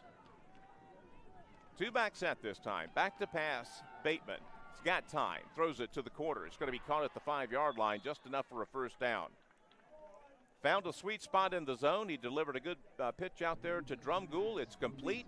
It's another doggone third down conversion for Bridgewater this afternoon, and they now have it first and goal at the Cougar 6.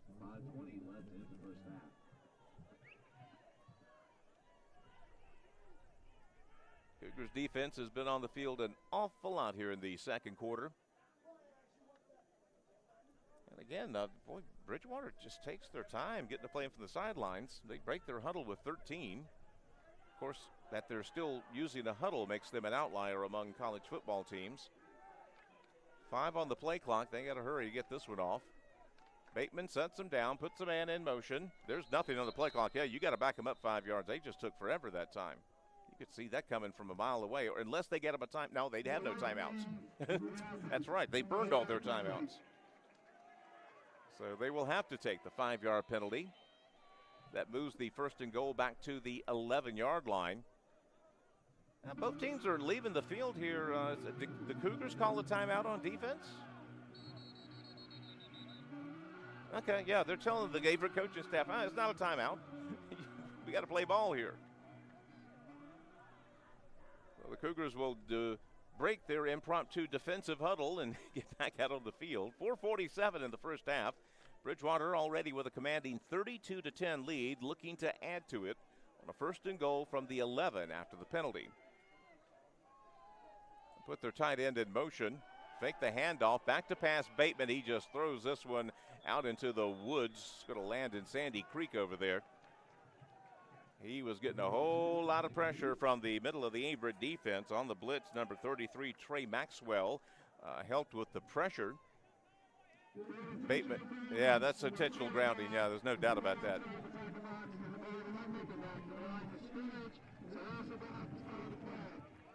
Say the official's mic is rocking today.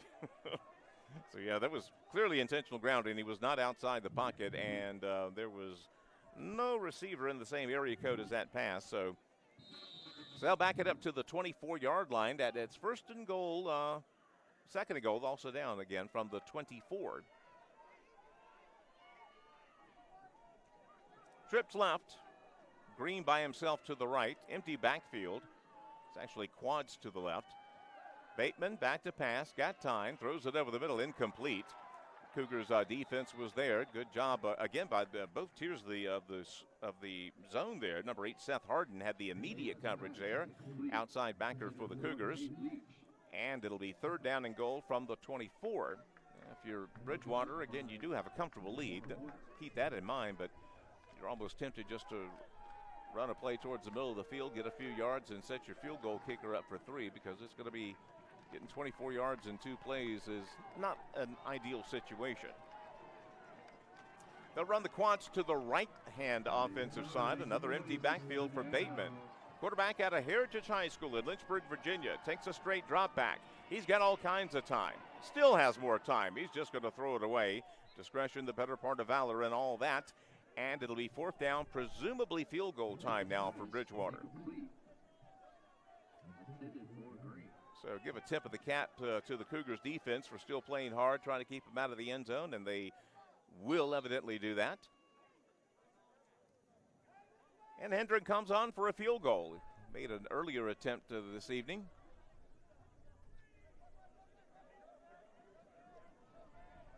Aiden Greff is the holder. This will be a 41-yarder from the left hash mark. Looks like the wind shifted behind him now. It's kind of a swirling wind. He'll have a little bit of wind to help him out here. Not a lot.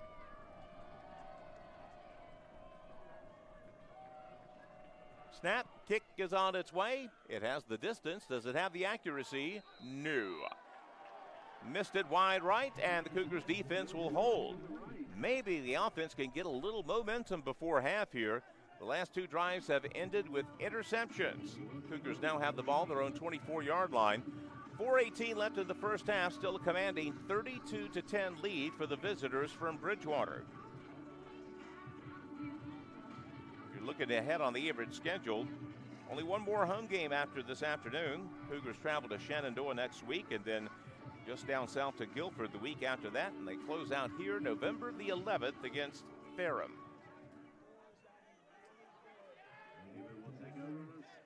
From the 24-yard line, 2 wideouts to the left, 1 to the right for Bryce Jackson.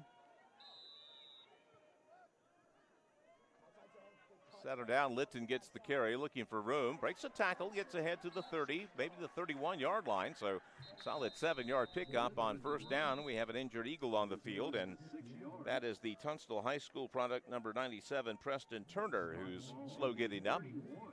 6'2", 300-pounder, played at just up the road here. Chatham is the county seat of Pittsylvania County. which surrounds Danville.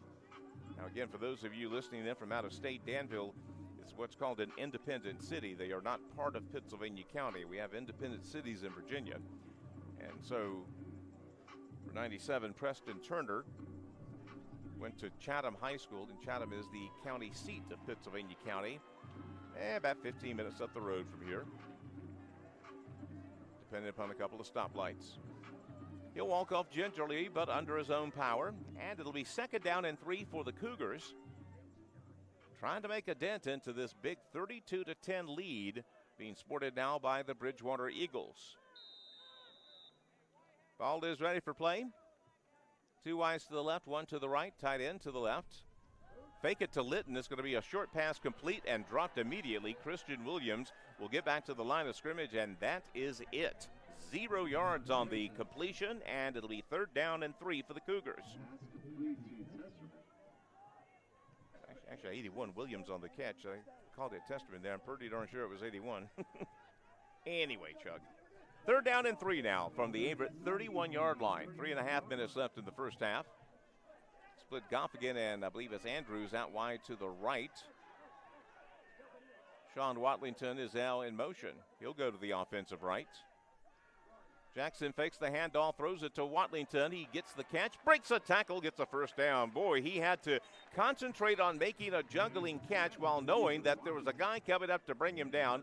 Had the wherewithal to haul the pass in while making that first guy miss. Gets just enough for a first down out to the 37-yard line.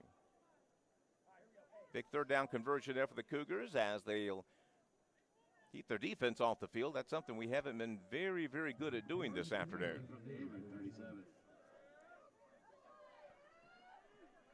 2 wideouts to the left. Same personnel. Litton's going to get the carry. Got good yardage up the middle to about the 45-yard line. Isaiah Litton beginning to find his rushing feet. 2nd consecutive good run, out for about 8 yards. It'll be 2nd down and 2. Line of scrimmage, the Averett 45-yard line. Again, the Cougars have all 3 of their timeouts. They'll run the same personnel, but shift the tight end to the right offensive side. Litton still the tailback. Litton's going to get another carry, looking for room to the outside. He pops it outside, gets good yardage into Bridgewater territory, out to the Eagle 47-yard line. That's about a 12-yard pickup or so, actually 8 officially on the carry. And the Cougars get their 2nd first down of this drive. Cougars quickly back up to the line, trying to make sure that they get themselves in scoring position, but don't leave Bridgewater any time to score. Litton gets another carry, gets popped right at the line of scrimmage. He'll fall forward for no gain. Good job by the 2 defensive tackles that time for Bridgewater. There was no angle for Litton to get through that time. He's dropped right there.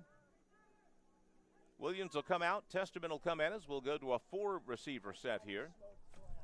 Minute 42 left in the first half. Again, the Cougars still have all 3 timeouts. 2nd down and 10 now from the Eagle 47-yard line. Senior Jackson gets the handoff. He's going to put it in Litton's belly. There ain't nobody over there going to let him through. Oh, my gosh, good job by the Bridgewater defense to read that one and to just stuff the ball carrier for a loss of about 3 yards. That's going to move the ball right back to midfield, and the Cougars are now staring at a 3rd down and 13.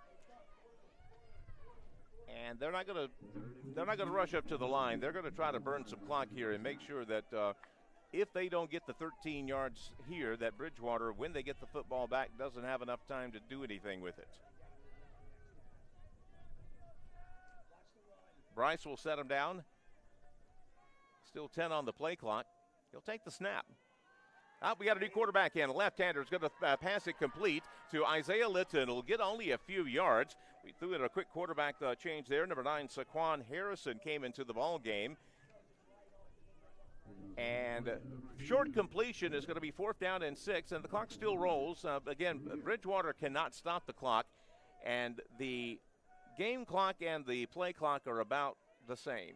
I'm looking back 21, 20. Yeah, I think we'll just go ahead and call it a first half here. if you want, you could run a snap the ball with 2 seconds left and try a Hail Mary if that's your thing. We'll see if Coach Henry wants to do that.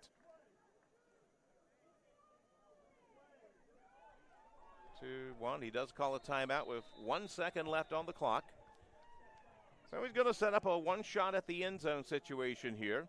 Again, Bryce Jackson not in the ball game. Number 9, Saquon Harrison is in. I don't know if Jackson is injured. We'll try to get some word on that. Bryce has had an up and down first half. A couple of picks late in the first half have is not the reason Bridgewater's ahead, but it's the reason they're ahead by as much as they are. 32-10 ball game right now. A quick update, Oklahoma has scored again, and they've stretched it out to a 31-23 lead over UCF. Boys from Norman will be earning this victory. And Penn State and Ohio State, the Buckeyes lead the Nittany Lions 13-6. That game, 4:15 left in the fourth quarter. ACC action, Boston College now has a 2-touchdown lead over Georgia Tech, 38-23. Wild AAF game as Baylor leads Cincinnati. 2 minutes left in that game, but the score is 32-29 in favor of Baylor.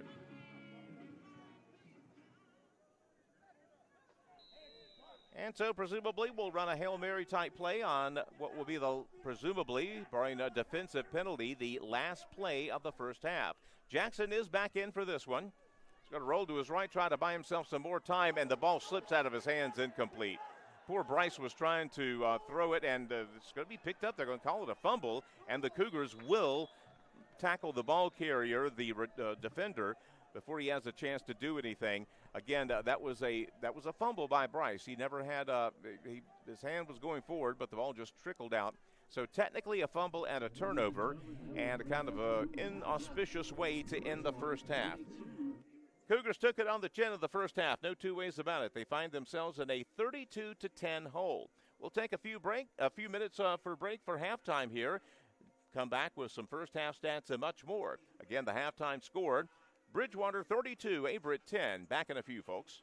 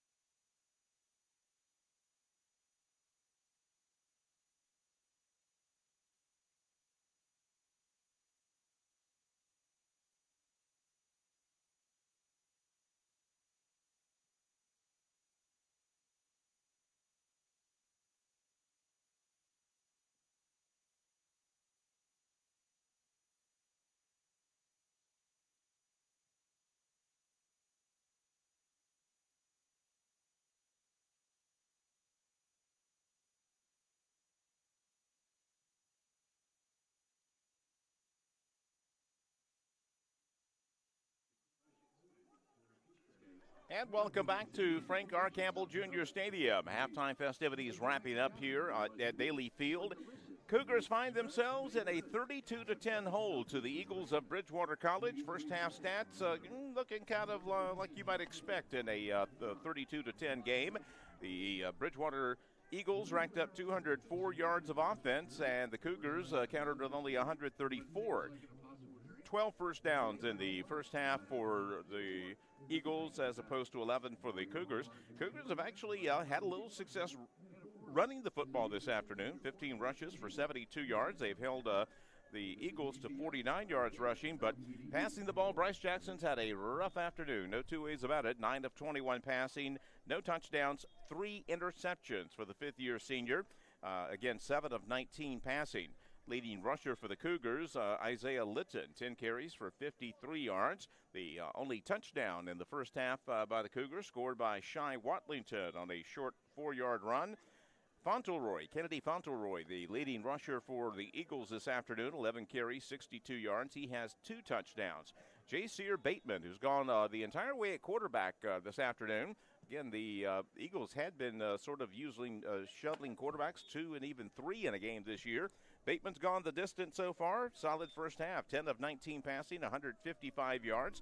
He was sacked once.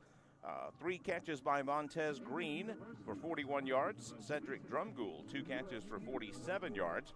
And again, a couple of other stats of note. Bridgewater pretty decent on third downs in the first half. They were 3 of 6. Averett, though, struggling big time. Only 1 of 7 on third down.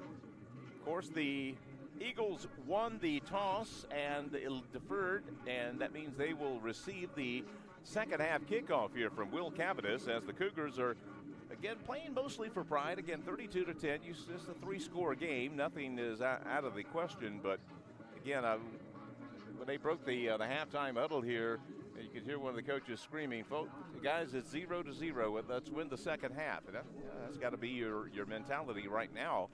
Not a thing you can do about the 32-10 deficit other than cut into it, but we'll see how the Cougars stay in the game here in the second half. Bridgewater has played a very good football game this afternoon, and again, they have a 32-10 lead over the Cougars. Will Cavanis has it teed up on his own 35-yard line. Robinson and Drumgoole are set deep to receive for the Bridgewater Eagles. Drumgoole is going to take a beat on this one. Actually, it's going to be Robinson who will range back to his own goal line. Try a right-hand side return. Gets by the first wave of tacklers out past the 20-yard line, 22 or so. And the Bridgewater Eagles will set up shop there. Again, 204 yards on 34 plays from scrimmage in the first half, about a 6+ yard per play average. And again, it's mostly passing, 155 passing yards as compared to only 49 on the ground.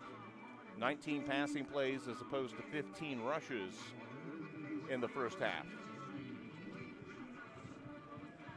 So they'll bring their familiar personnel out there. Bateman, the quarterback, freshman out of Heritage High School.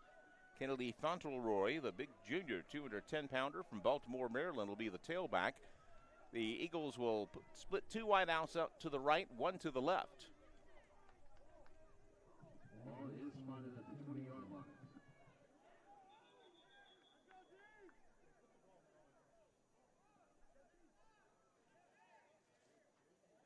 Evidently, they wanted the ball replaced again at the 21. So here we go.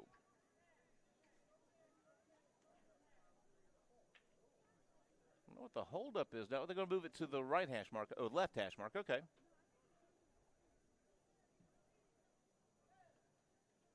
I mean, interesting because I thought the tackle was made closer to the right hash mark, but anyway. Who am I to quibble? They're going to actually spot it at the 20-yard line, too, for those of you who are sticklers for accuracy. First down snap. I hand it off to Fauntleroy in the backfield. He does a good job of changing his field, but the Cougars will drag him down a couple of yards into the play. Good closing speed by Kerry Dickinson that time to hold him to about a 4-yard pickup. He looked like he had a little bit of room on the right-hand side as he was going to take a busted play and try to make a big play out of it, but good speed by Dickinson to bring him down after a short pickup, again about 3, maybe 4 yards. Dickinson, a fifth-year senior out of Centerville, Virginia. They'll swap the backs out. A fresh number 32, Brendan Robinson, will come in at tailback. Robinson's going to get a carry immediately. Good step ahead to near the 30-yard line. He's pushing for it. He's right out of first down. I believe he's got just enough for it. First carry of the afternoon for Robinson, a sophomore out of Stafford, Virginia, attended Mountain View High School. And they will say, indeed, he got just enough for a first down. So the Eagles move the chains of their first set of downs. Two back set this time, as Robertson will be joined by number 30, Bradley Loader. Tiger formation, two back set this time. Robinson gets another carry, gets into the secondary, and he's off to the races. Watch this little fella go. He is going to get a 70-yard touchdown run just like that on an off-tackle play, and Bridgewater has struck quickly here in the second half in Danville. Just a power football look. He got a good lead block from his fellow tailback, Loader. And Bradley Robinson's second carry eclipses the total number of rushing yards Bridgewater had in the first half.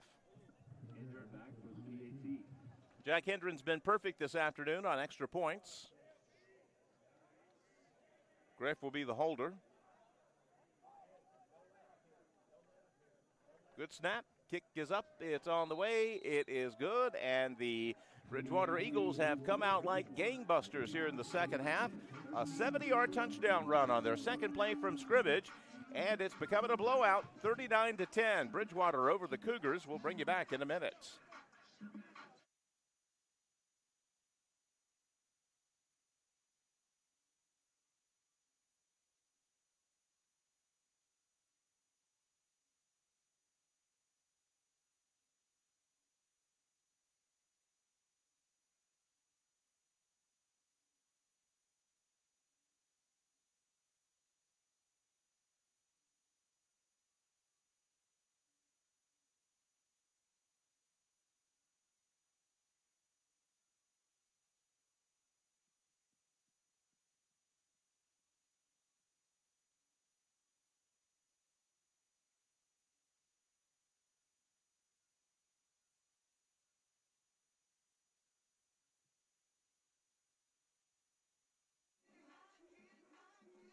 Bridgewater picking up right where they left off in the first half with a quick touchdown drive. That one all on the ground. Two carries for 70-plus yards by a young man getting his first carries of the afternoon, Brendan Robinson, a sophomore tailback, and it's 39-10 Bridgewater, just like that.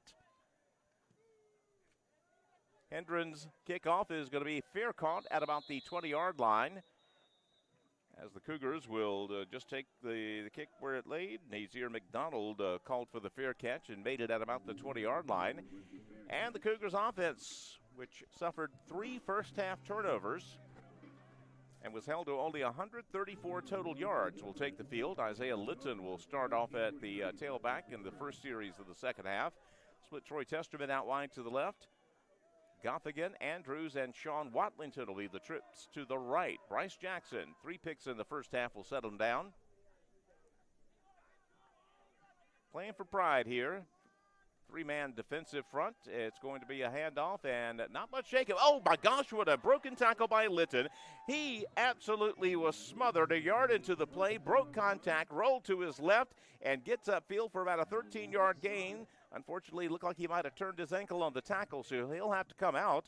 But Isaiah Litton now with about closing in on 70 yards rushing. They'll say he was tackled at the 40.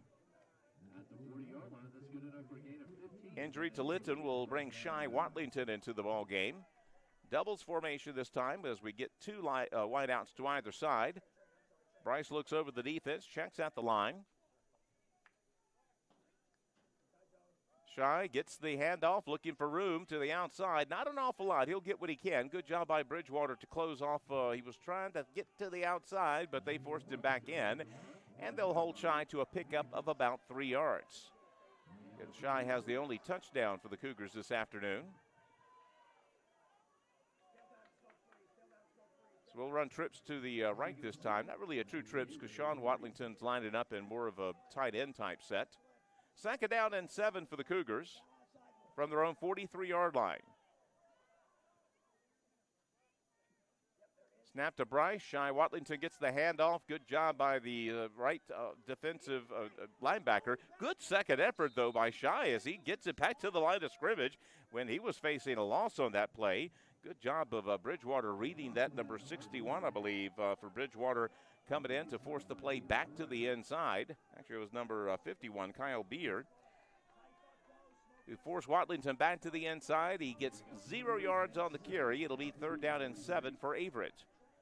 Run a jumbo trips right this time with Trevor Testerman, the lone wide out to the left. 3rd down and 7. Bryce takes the snap, straight drop back. Short drop, throws it tipped, incomplete, I believe. I don't think Watlington got his hands under it. He didn't. Even if he had caught it, it would have been short of a 1st down. But it's an incomplete pass as it stands, and unfortunately, the answer Averett has for a touchdown is a 3-and-out.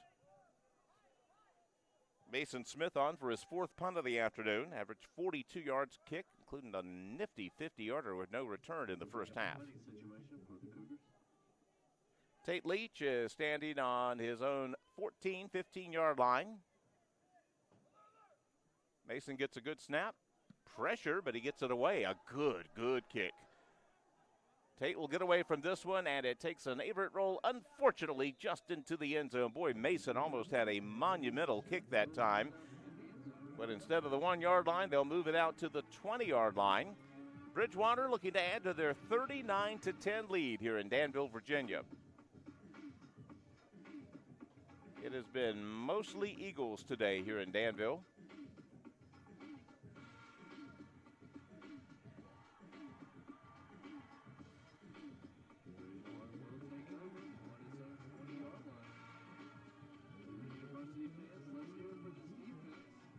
We'll start off with Loader in the backfield next to Bateman, the quarterback this time. Trips to the right, kind of a semi-bunch formation, a stack on the far side. Loader gets the handoff. He'll get ahead, steam forward to about the 25-yard line. So Bridgewater keeps it on the ground. He'll get 5, maybe close to 6 yards. Look like they're going to spot it closer to the 26.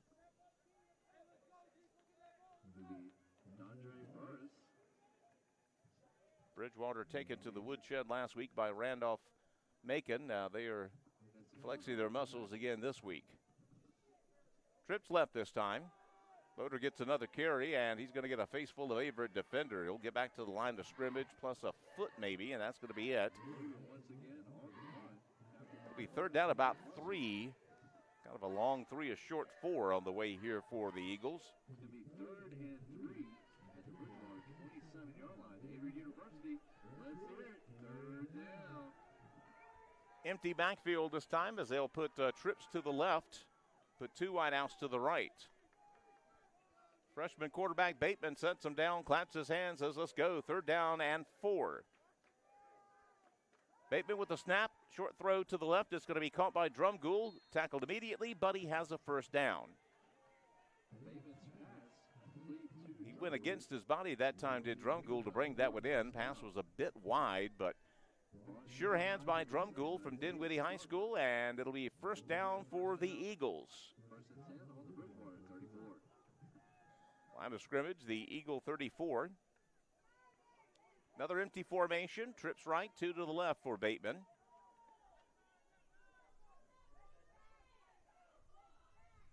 Straight drop back. Looks over to the left. It's going to be caught. Short pickup, though. Good job by the Cougars to bring the receiver down a couple of yards into the play, but he's going to end up getting about 5 yards on that little short pass.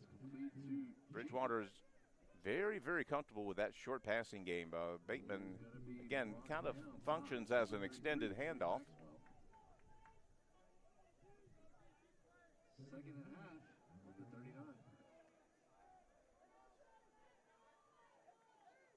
39. 5.5 minutes into the 3rd period. Bridgewater scored once in the 2nd half, looking to score again. Another empty formation. They'll do a little mini screen to the outside, tipped and incomplete. Averett was in pretty good defensive position that time. Even if the pass was completed, it was not going to get an awful lot. It falls to the ground incomplete, and it'll be 3rd down, about 5.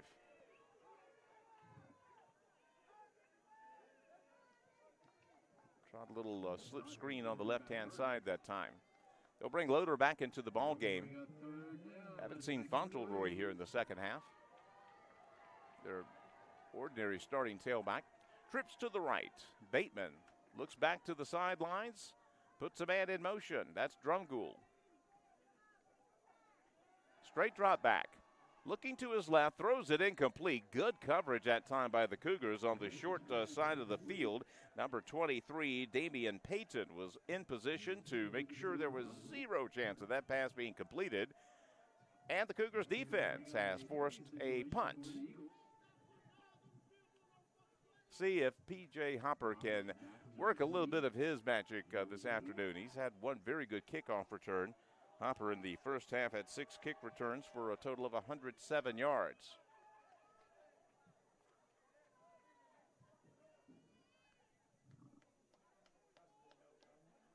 Alex Solorzano is the punter, standing on about his own 25-yard line. Oh, barely gets the punt away. We might have gotten a hand on that one. It's not going to go very far at all. It will take a Bridgewater roll to about the Averett 40-yard line, 39 or so. The way that came off his foot, I wouldn't be surprised if a Cougar did not at least have just a fingernail on that bad boy. It did not travel very far, and the swap of field position will come out in favor of the Cougars here, as they'll have it on their own 40-yard line. 9:07 left in the third period. Bridgewater right now with a commanding 39-10 lead. Litton will come out to be the tailback on this series for the Cougars. Gaffigan and Testerman split out wide to the right.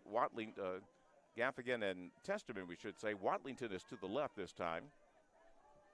Christian Williams at tight end, right of center. Litton gets the handoff, adjusts his field, and he gets back to the line of scrimmage, and that's it.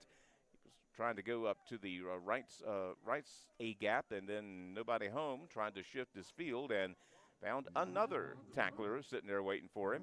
No yards on the carry, 2nd down and 10. Same formation for the Cougars. They'll split 2 to the right, 1 to the left. Bridgewater brings their 4-man front to the line of scrimmage. Litton another carry. Nothing. Maybe a yard on the play, and that's going to be it. Bridgewater's defensive line has been pretty stout for the most part this afternoon, and they have quickly forced the Cougars into a 3rd down and 9.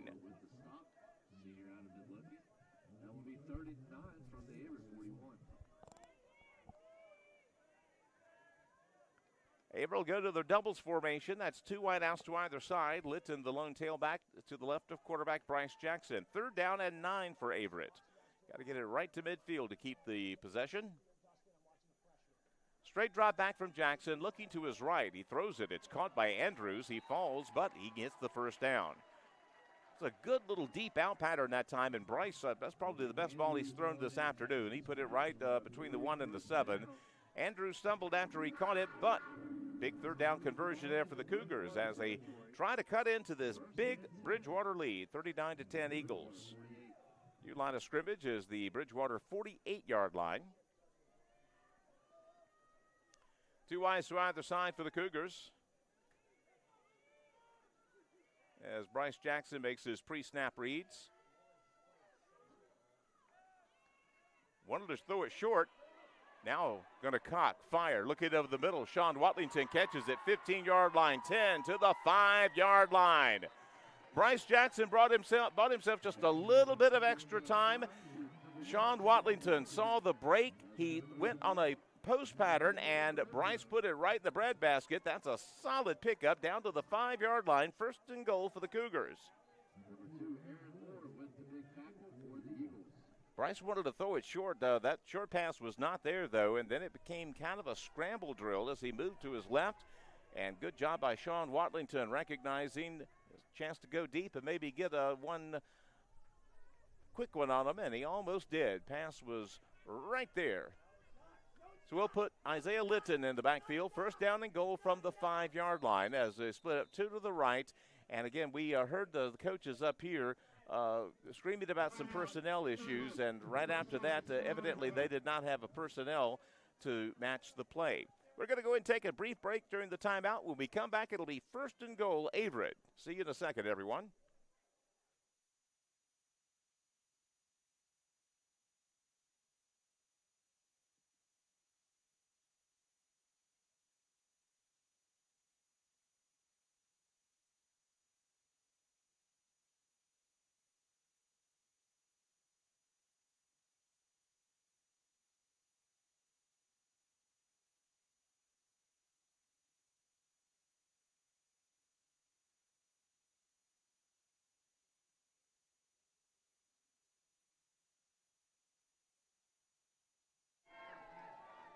We return to live action. First and goal from the 5-yard line for the Cougars. They got two receivers split out wide to the right, tight end to the right, put them out in motion. They will pitch it to Sean Watlington. No, into the end zone, incomplete, trying to find Goffigan. Good fake on the play by Bryce Jackson.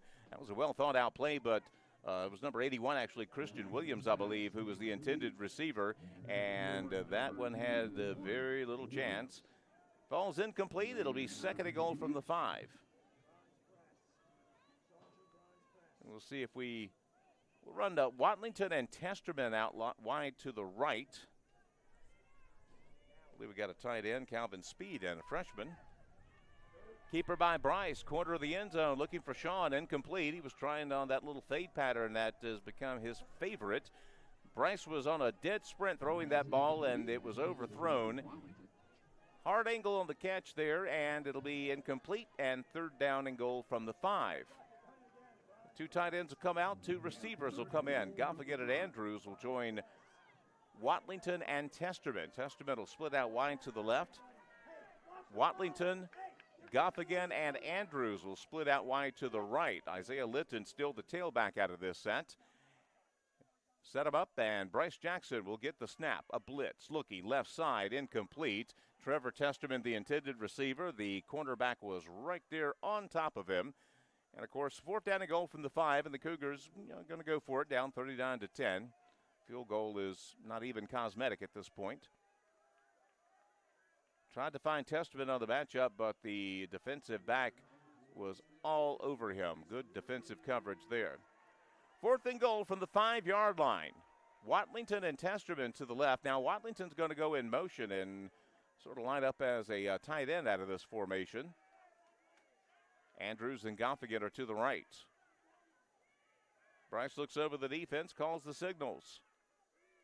Fourth down and goal. No blitz this time, but there is pressure. Jackson, under pressure, throws it in the middle of the end zone. Was that caught? It was! Holy smokes! Isaiah Litton in the back of the end zone gets the pass from Bryce Jackson. How in the world did he complete that one? Bryce did a great job of waiting for the play to develop, buying himself some time and giving his receivers a chance to get open. His first touchdown pass of the afternoon to Litton, and the Cougars have put 16 points on the board now pending the conversion. Will Cavitas on for the conversion. It is up. It is good. And the Cougars have matched the Eagles with their own touchdown here in the second half. Still commanding lead for the visitors from Bridgewater. They're up 39-17. 6:45 left in the third quarter. We'll bring you back for more live action in 1 minute.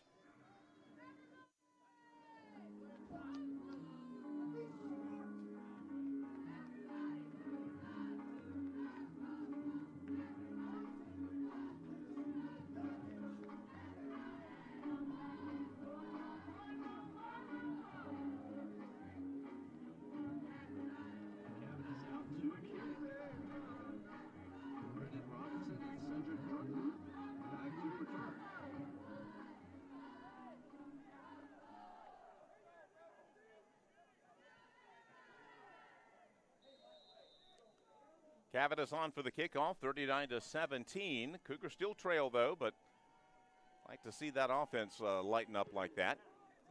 It'll be a deep kickoff. Robinson will watch this one sail into the end zone. As soon as it hits, a whole bunch of those little black rubberized pellets come flying up out of the air, which, of course, is a moisture control measure on these new generation turf football fields. 39-17. Again, both teams have scored a touchdown here in the second half. A couple of other scores to catch up on. Tennessee with early lead over Alabama. That one being played in Tuscaloosa. 7-0 Vol lead midway through the first quarter. Illinois scores first on Wisconsin, leading them 7-0. Iowa with a field goal with an early 3-0 lead over Minnesota. Back to Danville. We got a two-back set this time for the Eagles. Bateman puts a man in motion. Long count. Fakes the handoff. Bateman is back to pass. He's looking deep. Over the middle. Incomplete.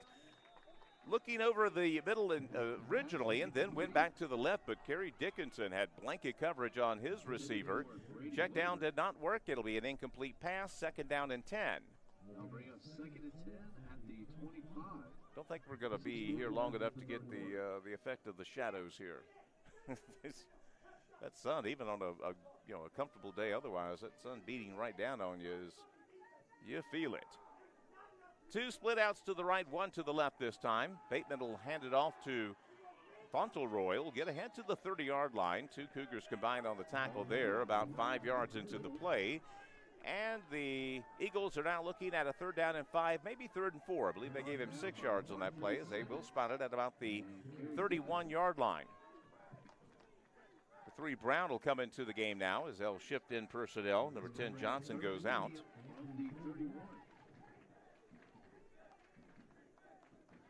So 3rd down and 4.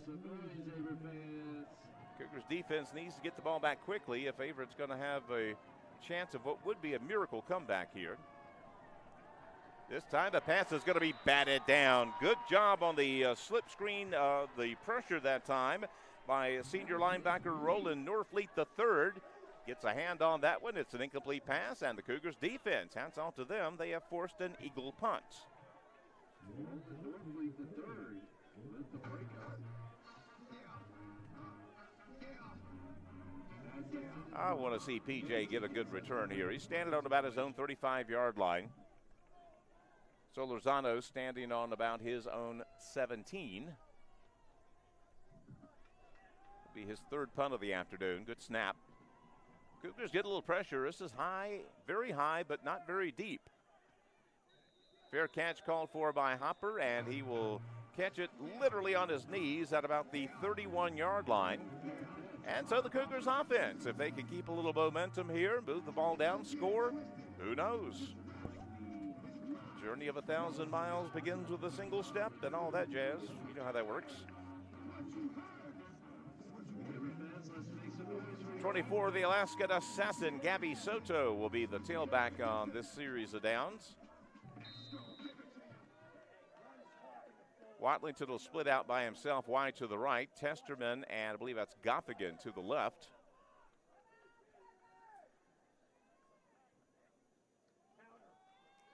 Fake the handoff. It throws it outside, incomplete. Little contact between Watlington and the defender out there. Sean wanted a pass interference call. He went back for the football. He's claiming that number 3, Brown, was holding him on the play, but official said incidental contact, incomplete pass. It'll be 2nd down and 10.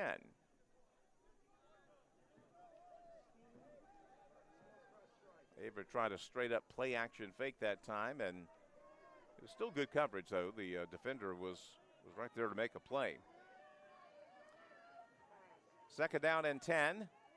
Soto gets the carry, looking for room. There ain't none. Good job by Bridgewater to bring him down right at the point of attack. Number 24 for the Eagles, Aaron Nice. Not very nice on that play.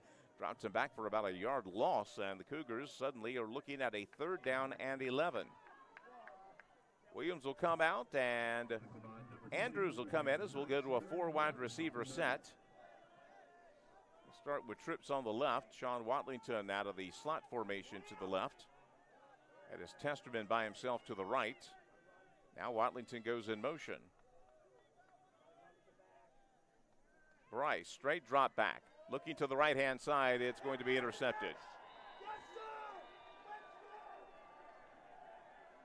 Pass was wide, and it was picked off. The 4th interception of the afternoon for Bryce Jackson, and Cougars' offensive drive is snuffed out right there as Bridgewater will take over at their own 49-yard line. Just been a rough afternoon pitching the ball for Bryce Jackson.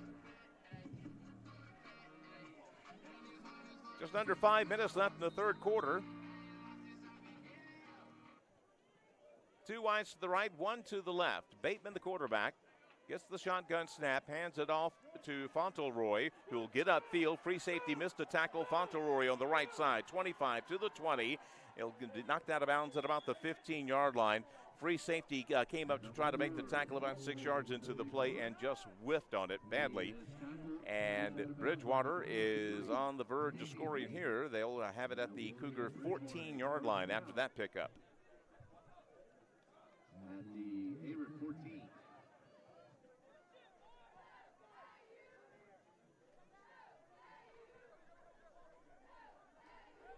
That run will put Fauntleroy at about the 100-yard mark. Bridgewater's in the catbird seat right now. They got a 22-point lead, and they have it 1st and 10 on the Cougar 14-yard line. Another handoff to Fauntleroy, waiting for his blocks to develop. Only going to get about 2, maybe 3 yards on this. I think they're going to spot him down about the 12-yard line. So give him 2 yards on 1st down, and it'll bring up 2nd down at 8 for the Bridgewater Eagles. Bridgewater came into this afternoon's action with a 4-2 record, 2-1 in the ODAC. Only conference loss last week to conference leader Randolph-Macon. So Bateman, the freshman quarterback, gets the signals from the sidelines, now relays them to the line. Same formation. They will put the tight end in motion from left to right. Hand off to the tailback, and Fauntleroy will get to the line of scrimmage, head to about the 10, and that's going to be at a couple of yards. It'll be 3rd down, about 6 to go.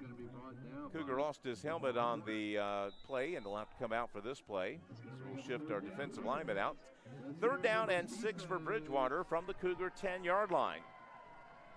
Again, Averett's defense got to feel like they've got a moral victory if they can force a field goal attempt here. Bridgewater's offense been pretty stout all afternoon long, though. Cougars have stopped them a few times, but that has been the exception, unfortunately, not the norm. 32 Robinson is back in the backfield along with Loader. Go 2-back set. Pass quickly to the right, caught ahead, close to a 1st down. We'll see where they spot it. They're going to spot it at about the 7-yard line, and it's going to be a little short. 4th down, about 2, maybe 3 yards to go for Bridgewater. Don't see their field goal unit coming on. They're going to go for it here. 4th down, a long 2, a short 3 here, essentially. Now the Cougars defense got to be careful not to jump off sides here. It's 17, and they haven't even broken the huddle yet. Just now break the huddle. I formation as Bateman will go under center. Robinson is the tailback, Loader is the fullback. Puts a man in motion, tight formation, handoff in the backfield. Robinson left side, touchdown. Tried a little power move inside, nothing going, but the Cougars did not have the weak side contained, and Robinson gets an easy 10-yard touchdown, and the route is on. 45-17, Bridgewater pending the conversion. Old school power football right there. Hard enough to clog the middle up against a power run and to prevent the kid from popping it to the outside. Robinson, with good field vision, saw that left side open up and said, nah, the play might be designed to go here, but I'm going to go there because there's no one there to tackle me. Handed down for another extra point. It's up, and once again, it is good. We'll take a timeout with the Bridgewater Eagles extending their lead to 46-17. 2:07 left in the 3rd quarter. We're back in a moment.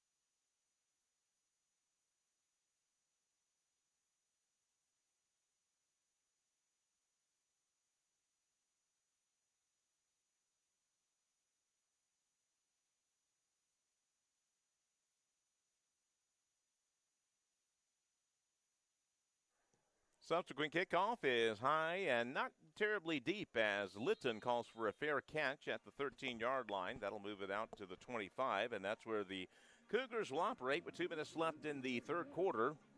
Cougars taking it on the chin here this afternoon in their 4th of 5 home games in the 2023 season. Bridgewater knocked off the Cougars last year by a touchdown. Got a road game for the Cougars. Bryce Jackson at quarterback, and Shai Watlington will be the tailback on this series. His older brother Sean is going to line up as a tight end out of this set. We'll split Goffigan and Andrews out wide to the right, Testerman to the left. Cougars playing for pride from this point on. See if they can get some issues worked out offensively here. Bryce sets them down. Shotgun snap. Shai gets the handoff, looking for room, goes against the grain, cuts it back over left tackle, beyond the 25, 26 or so. Only about a yard and some change on first down for Shai Watlington. They'll give him 2 yards generously here, and I think we have an injured Eagle on the field.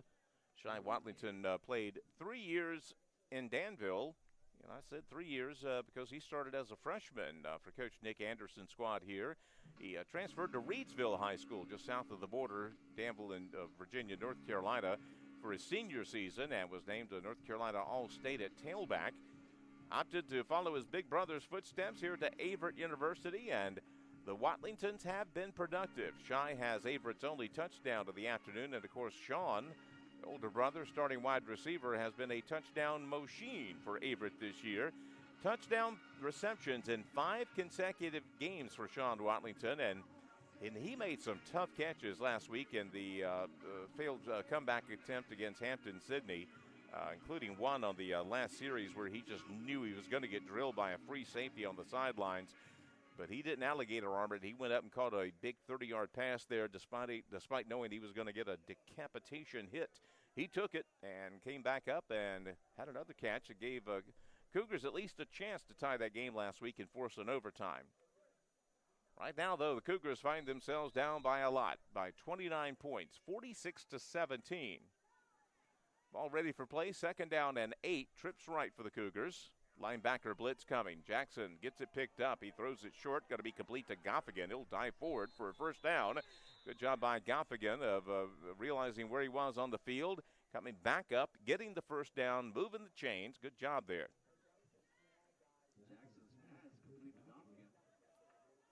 Isaiah Litton will come into the ball game now on the new set of downs. New line of scrimmage is the Cougar 38-yard line. Testament is by himself to the left, trips to right. Giving Testament a whole lot of cushion over there. They might call a hot read here. No, back to pass is Bryce. Nobody open, he rolls to the right. Trying to buy himself more time, he's just going to throw this one out of bounds, incomplete. And it'll be 3rd down and 10 coming up now.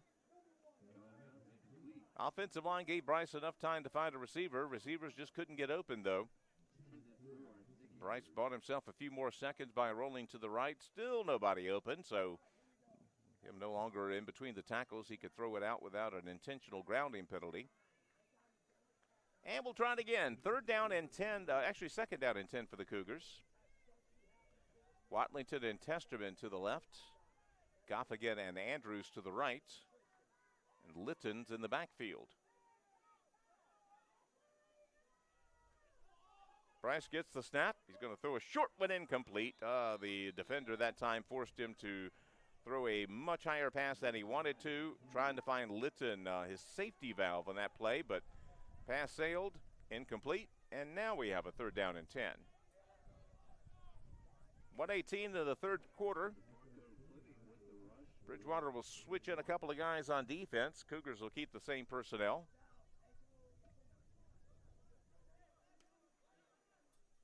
They'll run trips right this time. 3-man front for the Bridgewater Eagles. I hear the Bridgewater coaching staff up here screaming, we only have 10, we only have 10, and that's no way to run it. So they're going to call the timeout so they don't have to get a penalty. Of course, they penalize you for having too few guys on the field, too, and I've never understood that because you're penalizing yourself when you have 10 guys on the field. You don't need an extra penalty, but But yeah, the coach is up here in the box. We're right next to him, and we hear him say, "We only got 10. We only got 10." And 11 on 10. I like Averett's odds, but they didn't, so they called a timeout. When play resumes, it'll be 3rd down and 10. Update from Tuscaloosa, Tennessee now with a double-digit lead. Late first quarter over Alabama. The Vols lead 10-0 in that game. Oregon hosting Washington State out west. That's all knotted up at 3. Minnesota's come back to tie Iowa. They're tied up at 3 at the end of one quarter of play. So now Bridgewater will play a more traditional defense with 11 players. 3rd down and 10 for the Cougars. They'll put Watlington in motion. Straight drop back from Bryce. Got time. Now it begins to run out. He's going to slide well shy of the first down. He'll only get a couple of yards out to the 41, so it'll be 4th down and 7, presumably punting time for Averett here. Even though it's a 29-point ball game, you're still back on your side of the field. And yeah, Bryce that time, again, 4th down and 10. I don't know if you take a chance or not, but obviously he saw nobody open. So Mason Smith's going to be on to boot this one away. Leach is back to return for Bridgewater, standing on about his own 15-yard line. Up, bobble snap by Mason Smith. It's going to be picked up and scooped. 20-yard line, 15, 10-5 touchdown. Second special teams miscue for the Cougars this afternoon, and it instantly turns into Bridgewater points. There's a flag in the end zone that's almost certainly going to be for an excessive celebration on part of the Eagles, but now you're looking at Mason Smith. Evidently he was injured trying to recover the fumble on that play, and he's being looked at by the Cougar training staff. Snap was a little high. Looks like, again, Smith, it just went through his hands. And he's going to pay the price for that one. Again, he's just got his bell rung, I think, as he was trying to recover the fumbled punt snap. 52-17 after the touchdown.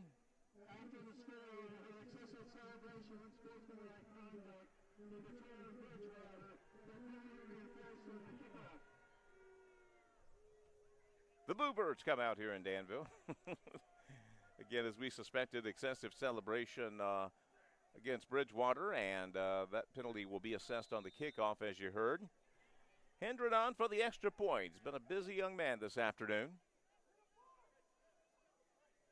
Grafe the holder. Good snap. Kicks on its way. It is up. It is good. And the route continues. 53-17. Bridgewater over the Cougars right now. We'll take a brief break, bring you back to Danville for the final 29 seconds of the third quarter in a moment.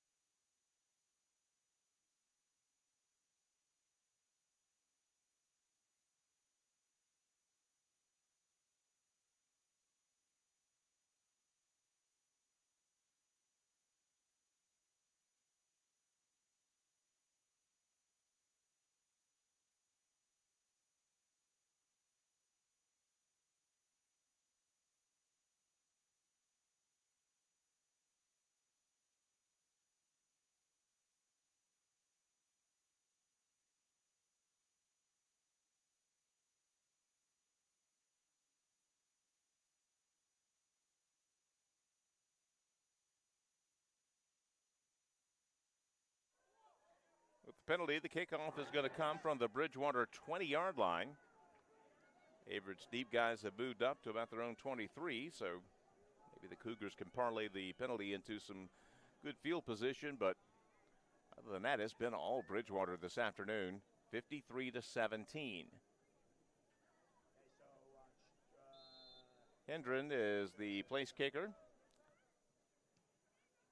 It's a low line drive boot that Hopper's going to pick up. 25-yard line ahead to the 40, cuts it to the 45. Actually, Litton was the kick returner. He takes a good pop at the end of the play, but the Cougars will indeed have good field position at about their own 46-yard line.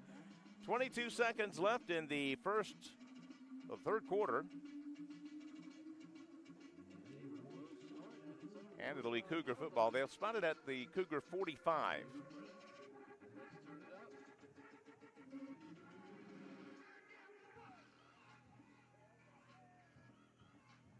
Shy Watlington will be the tailback on this set of downs. Trips left this time for Bryce Jackson.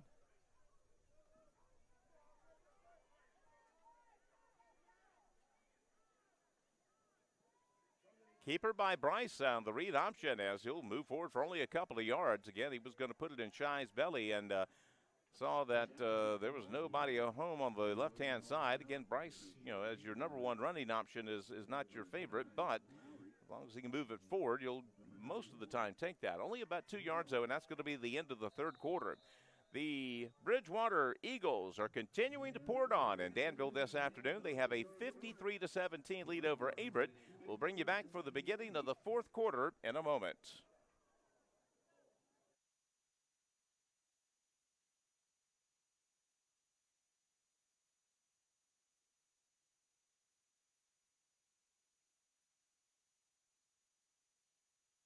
Averett University provides all you need for your future through learning that embraces all of your infinite potential. With flexible online and on-campus programs, affordable tuition, and over 50 majors and programs.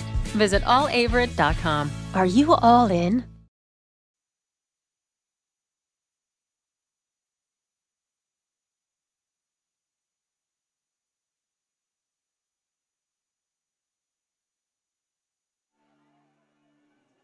Coming back to the tender strings of Rock You Like a Hurricane. 2nd down and 8 now for the Averett Cougars. Shy Watlington is still the tailback. Trips right. Bryce calls the pre-snap reads. Now gets the snap. Straight drop back. Looking to the right. Caught by Jacoby Dixon. His first catch of the afternoon. As he'll move it ahead to the Bridgewater side of the field. Jacoby, the freshman out of Danville, Virginia. He ain't as big as a day, folks. 5'6", 140 pounds, but that young man can run. I can assure you, had the pleasure of calling his high school games, and he is a little bundle of excitement. Trips left. Sean Watlington will be by himself to the right. Shy Watlington is the lone tailback here. Cougars playing for pride here, down 53-17. Jackson with another drop back. Looking this time to his left. It's incomplete. Goffigan, but the pass was too tall. He was trying to find a little seam in the deep seam in the zone, and ball sailed a bit on Bryce, and it'll be incomplete.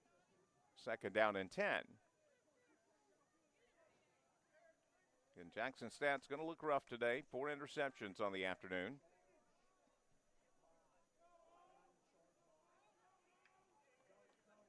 We'll run doubles this time as 2 GW Danville boys, Jacoby Dixon and Sean Watlington, are split out in a stack to the right offensive side.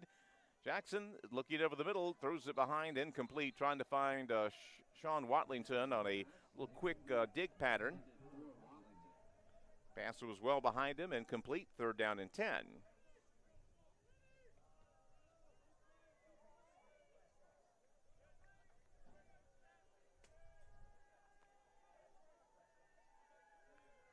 Keep the same personnel, but go to a trips left formation. Sean Watlington by himself on the right. 3rd down and 10 for the Cougars from the Eagle 42-yard line. Bryce looking to his left. He'll throw it short, incomplete. Receiver kind of fell down as he made the cut there. Andrews was the intended receiver, and he might have been injured on the play. I think he might have had a cramp or a hammy, something give out on him right there as he made the cut. He just fell right there as he made the cut, and there was, of course, no chance of the pass being completed. And the training staff will tend to him on the far side, hopefully just a cramp, just because cramps quickly get better.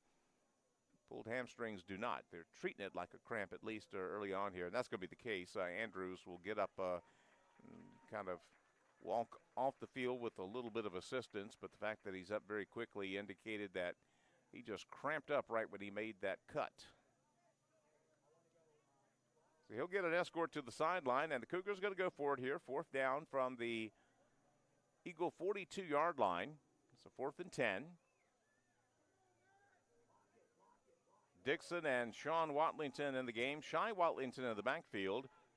Split out wide to the left. Tavian Goffigan.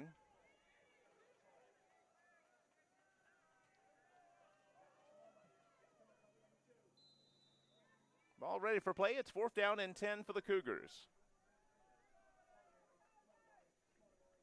Put Jacoby Dixon in motion. Bryce back to pass. A little pressure, trying to throw it over the middle. Incomplete. He had it almost in the hands of Jacoby Dixon on a screen pattern, or a streak pattern, rather. Jacoby could not haul it in, and the Cougars will turn over the ball on downs. Exactly 14 minutes left in the ball game. It is all Bridgewater Eagles, 53-17 right now over the Cougars.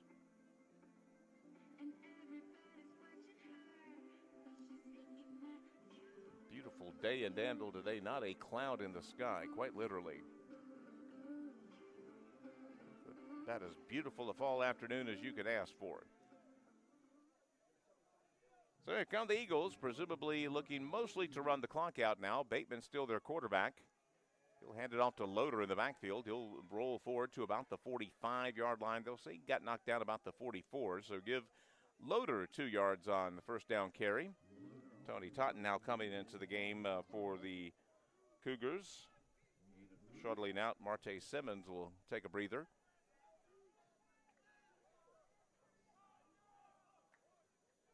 Same formation for the Eagles as they'll put 2 to the right. High snap, another handoff to Loader, and this time he's going to get wrapped up immediately. Back to the line of scrimmage, and that is it. The aforementioned Tony Totten from Tunstall High School brings him down hard right at the line of scrimmage. It'll be 3rd down, about 8. Totten has really seen his playing time increase. He's a junior out of Dry Fort, Virginia. So they'll go back to a 2-back set, will Bridgewater, as Robinson comes in and joins Loader in the backfield. New quarterback, though, that is number 16 for the for Bridgewater. Get the snap, back to pass. Rolled out of the pocket. He's going to throw it short, incomplete. Trying to find Loader. It's number 15, Jalen Wood, the 3rd-string quarterback, really, for the Bridgewater Eagles. And he didn't have an awful lot of that pass. He was scrambling, trying to look for something, and did not have much on it. It falls incomplete, and the Cougars defense has forced a 3-and-out. Clock stops on the incompletion, 12-17 in the ball game. Solorzano will come out for another punt, and Hopper will have hopefully another chance for a return. He stands on about his own 20. Again, 53-17, Bridgewater. That part of the game's been decided. Good snap. High end over ender. Hopper calls for a fair catch, and he muffs it. He got it. He fell right back on top of it.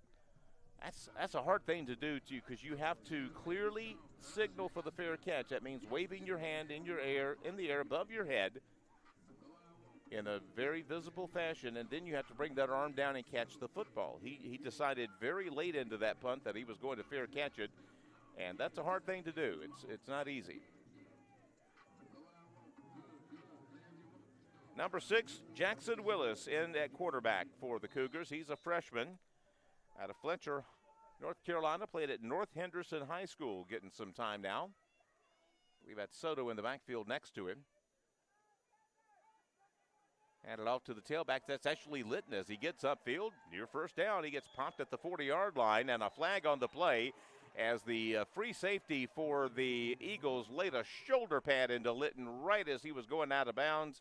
Unnecessary roughness will be the call there, so we'll get Litton with a 12-yard pickup and a first down and tack on 15 yards for the leveliness at the end there. Good hard running by Litton. Again, Jackson Willis, quarterback, is now into the ball game. He is a freshman. He spells his first name Jackson. 6'3", 187 pounds. Played at North Henderson. A couple other new names in there for the Cougars now. Number 86, Kevin Price, a freshman wide receiver from Chase City. He played at Mecklenburg County High School. That is a relatively brand new high school that they created.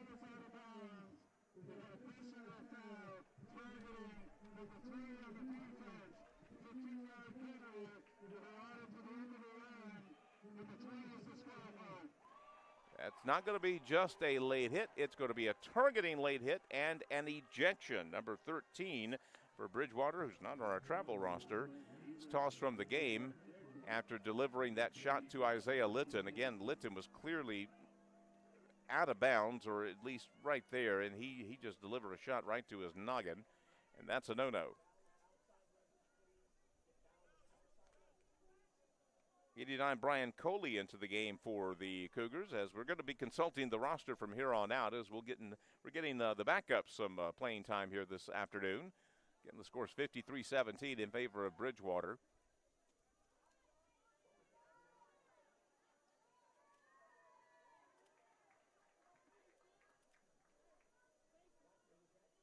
Now the ball's ready for play. Line of scrimmage will be the Bridgewater 45-yard line. Willis will hand it off to a new tailback. Number 37, 37 will get tackled a couple of yards into the play. That is Dennis Mingledorf, a sophomore running back out of Jacksonville, North Carolina. He'll get a couple of yards on first down. And again, we're getting the young'uns some playing time here. Number 88 also into the game. That is Simeon Waters. Willis sends him down. There's a blitz. Throws it left-hand side. Pass was wide, intended for number 82, Calvin Speed. Jackson did not get both of his feet up under the throw that time. He was facing a double linebacker blitz, and he didn't get enough on the throw. It was wide, and it'll be 3rd down and 8 for the Cougars. A couple of new offensive linemen also into the game for the Cougars. Vincent Kettner, a sophomore. Number 72, Elijah Gallimore, another sophomore. So 3rd down and 8. Jackson Willis, freshman quarterback, takes a straight drop back. There's no room on the outside. He's buying himself more time. Throwing it deep downfield. Going to be caught at the 15-yard line. Ahead to the 5. Calvin Speed Jr. will get inside the 5-yard line. Jackson Willis made that play by getting out to the outside, not giving up on his receivers, and he threw a strike to Calvin Speed inside the 5-yard line. And the Cougars' backups are knocking on the door here. 1st and goal from about the 4. Closer to the 3-yard line. Mingledorf still the tailback. He's going to get the carry, looking for yards. There ain't none. Boy, there were 1, 2, 3, 4 white shirts on him as soon as he got to the line of scrimmage there.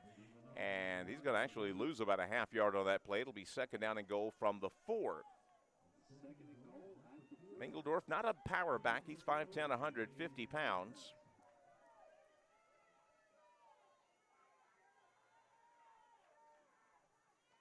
Carry to Mingledorf. Makes one guy miss in the backfield and gets into the end zone. He did an absolute Houdini stop-and-go move at the line of scrimmage. Made a guy just whiff, just grab at air. Nobody home. Mingledorf then takes it to the left-hand side, finds the promised land. His first college touchdown, and the Cougars are on the board again.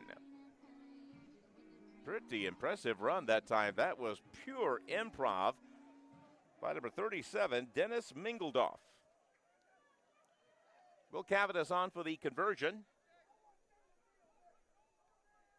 Saquon Jackson, the holder, with the injury to Mason Smith. He does a great job, and Cavadas will put it up and in.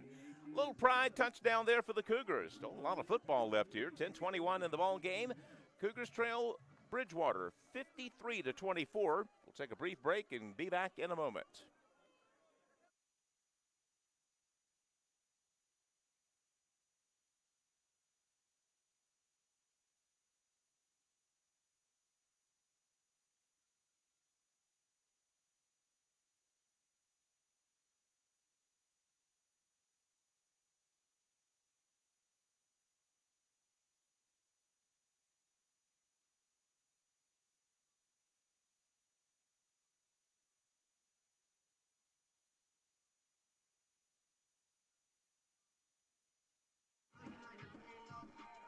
That was an impressive drive by the twos, the backups for Averett, getting some playing time again in the blowout game, and good job by Mingledorf to do some improv and get a 5-yard touchdown run.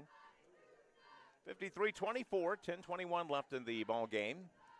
Cavitas on for the kickoff for the Cougars.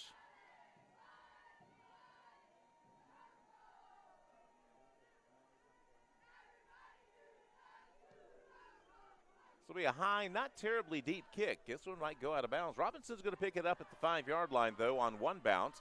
So he'll try to make a middle return out of it. The Cougars are there, though. Good job on the kick return coverage, and they'll have them inside the 15, about the 14-yard line. Good job by the Cougar kick return team. And see if we see any backups coming in on defense. We do see Jalen Russell still out there, so kind of a mix and match of ones and twos on defense for Averett. You see a few names, new names out there. 30 Miles Lawson, a freshman corner out of Queens, New York. We'll see some playing time here. Mike Cotton, a senior defensive tackle out of Clayton, North Carolina, will come in.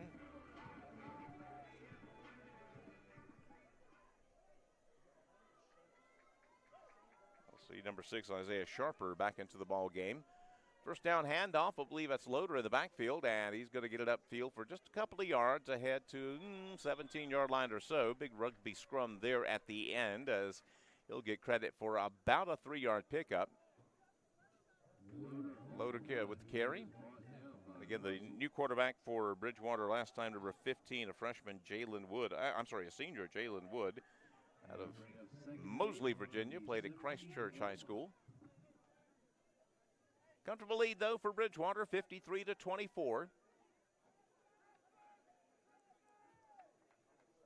think we'll see much fancy from either team from here on out. Just run your plays, get some experience, and call it a day. Loader gets another carry out to the outside, cuts it back to the end. A flag comes in behind them. That's probably going to be a backside hold on one of the Eagles' offensive linemen there on what turned into a counter play. I don't know if it was designed to be a counter play, but sort of turned into that. Jalen Russell is grabbing his right shoulder as if someone held him there. And since he's right defensive end, right shoulder would be probably where he's being held, because you're trying to turn that right defensive end back to the inside.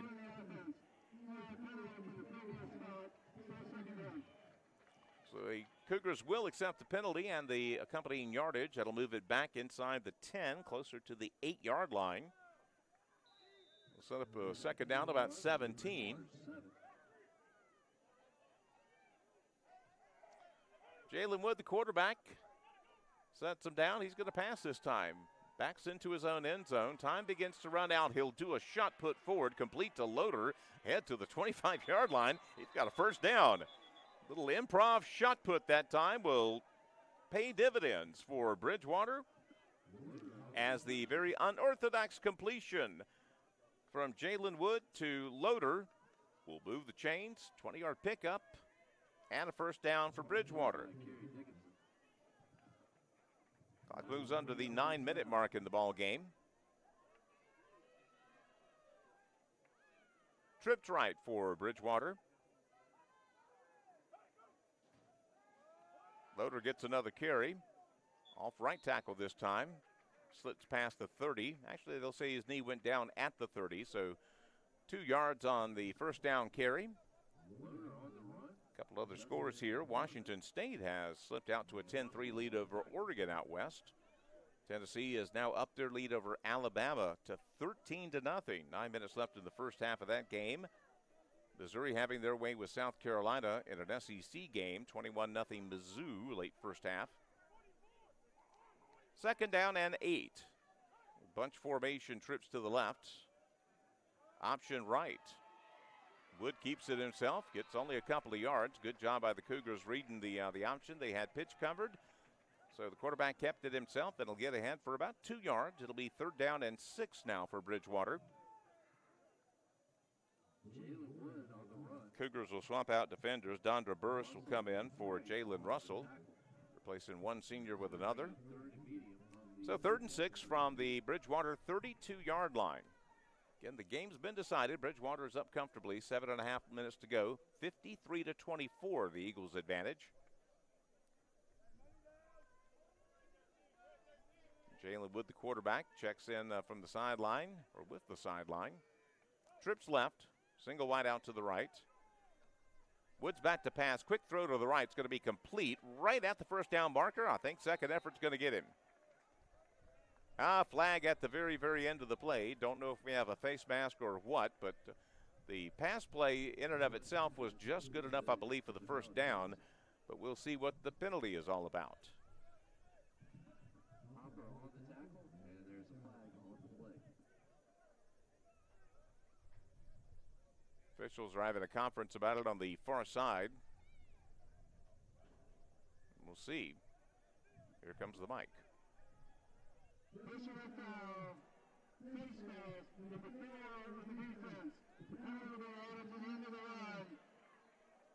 So even if the pass wasn't good enough for a first down, the 15 yards for a personal foul face mask will most definitely be enough for a first down. That'll move it to Averett side of the field, Cougar 46-yard line. Clock set to roll under 7 minutes.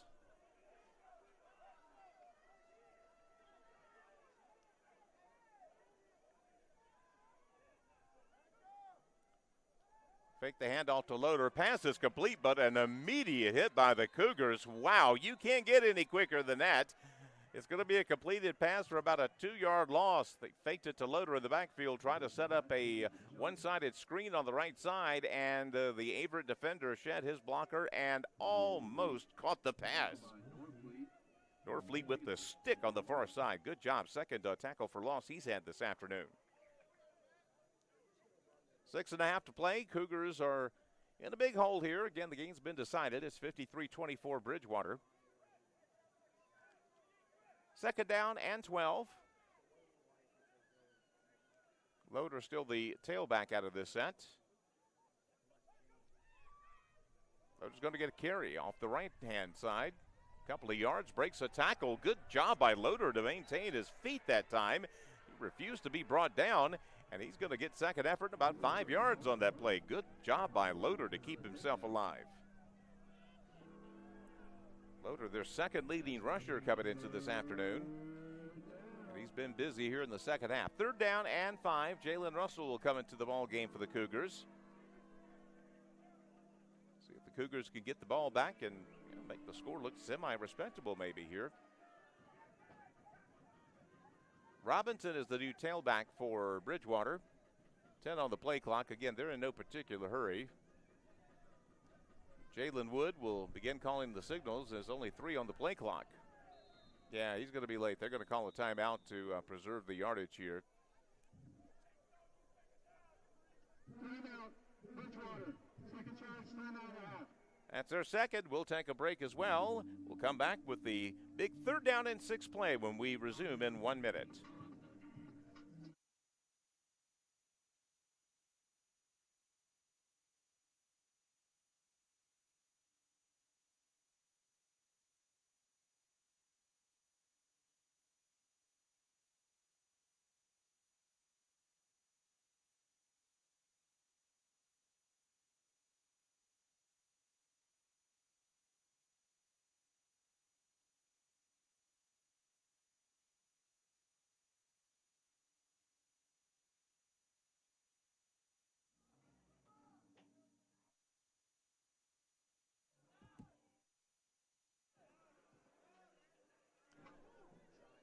Back line, third down and 6 for Bridgewater.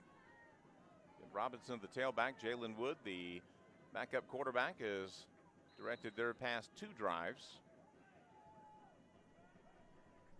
Third down snap, fake the handoff. Wood back to pass, looking right-hand side. Receiver dives for it, incomplete. Good coverage by the Cougars on the far side there. That would have been a miracle catch, but he tried to, the receiver dove for it in the end zone, and that was going to be on the side of a miracle there. And given the field position, the Eagles are looking like they'll go for it here. From the Cougar 41-yard line, 4th down and 4. Empty backfield as they'll put trips left, 2 to the right. Again, Jalen Wood, the backup quarterback, is in for the Eagles. Looks over the defense. Snap. Straight drop back and flag before the play even started. We'll see if there was movement. It was. Fourth down to 9, and see if that changes their mind. They decide to punt it away. No, they're going to keep their offense out there. Looks back to the sideline for play confirmation. Exactly 5 minutes left in this afternoon's affair. Comfortable lead for Bridgewater, 53-24. They'll put the trips to the left this time out of an empty formation. They're going to call a timeout. Son of a gun. After all that time, they didn't have the personnel they wanted in. Or is this a timeout? I mean, functionally a timeout, but they haven't indicated why the stoppage of play yet. Officials generally tell us. Here we go. So it is a timeout for Bridgewater, their last one of the afternoon. Update from Tuscaloosa, the Crimson Tide has scored. Tennessee, though, still has a 13-7 lead over Alabama. Out west, Oregon has scored a touchdown to tie Washington State. The number 9 Ducks at home are now tied 10-all with their Pac-10 rival. Missouri still with a 3-touchdown lead over South Carolina. West Virginia has just scored to take a 17-13 lead over Oklahoma State. And in the Big Ten, Minnesota and Iowa still tied 3-all, 3 minutes before halftime. A typical Big Ten slugfest there. So fourth down and about 10 now after the penalty. Still an empty backfield. Trips left, 2 to the right. Jalen Wood gets the snap. Time begins to run out as he eludes Jalen Russell in the backfield. Time really begins to run out now. He'll throw against his body. Caught. And a first down. Goodness gracious. What improvisational skills by Jalen Wood to find a receiver at the corner. He avoided 2 would-be sackers, kept the play alive, and just trusting his receivers to somehow, some way get open. And he found a streaking receiver at the 30-yard line. A big fourth down conversion for Bridgewater. That is some good football from your backup quarterback. Excellent play. Number 11, Tate Leach, the punter, is now out on the field. Evidently, he's getting some time out on offense.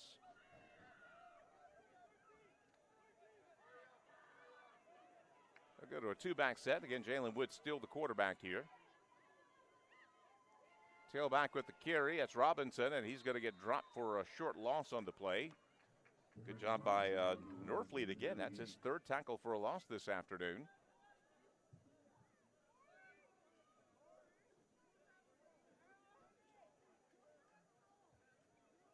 I'll say get back to the line of scrimmage. 4:12 and counting in the football game. 53-24, Bridgewater having their way with the Cougars this afternoon. Cougars trying to keep them from getting that 60 points. That just looks bad in the newspapers. Robinson gets another carry, breaks a tackle at the line, gets good yardage out past the 20-yard line. He's got another first down. Robinson with a big run so far in this second half, a 70-yard touchdown on the second play of the second half. That sort of drove home the point a little more. It was a comfortable lead at the break for Bridgewater. It was 32-10, and that just made it a little bit wider. 11-yard pickup from the 19-yard line. First down for Bridgewater. Robinson is still the tailback. Get another carry. Gets by the initial wave ahead to about the 16-yard line or so. He'll get a couple of yards on first down. Clock now coming in on 3 minutes to go in the ball game.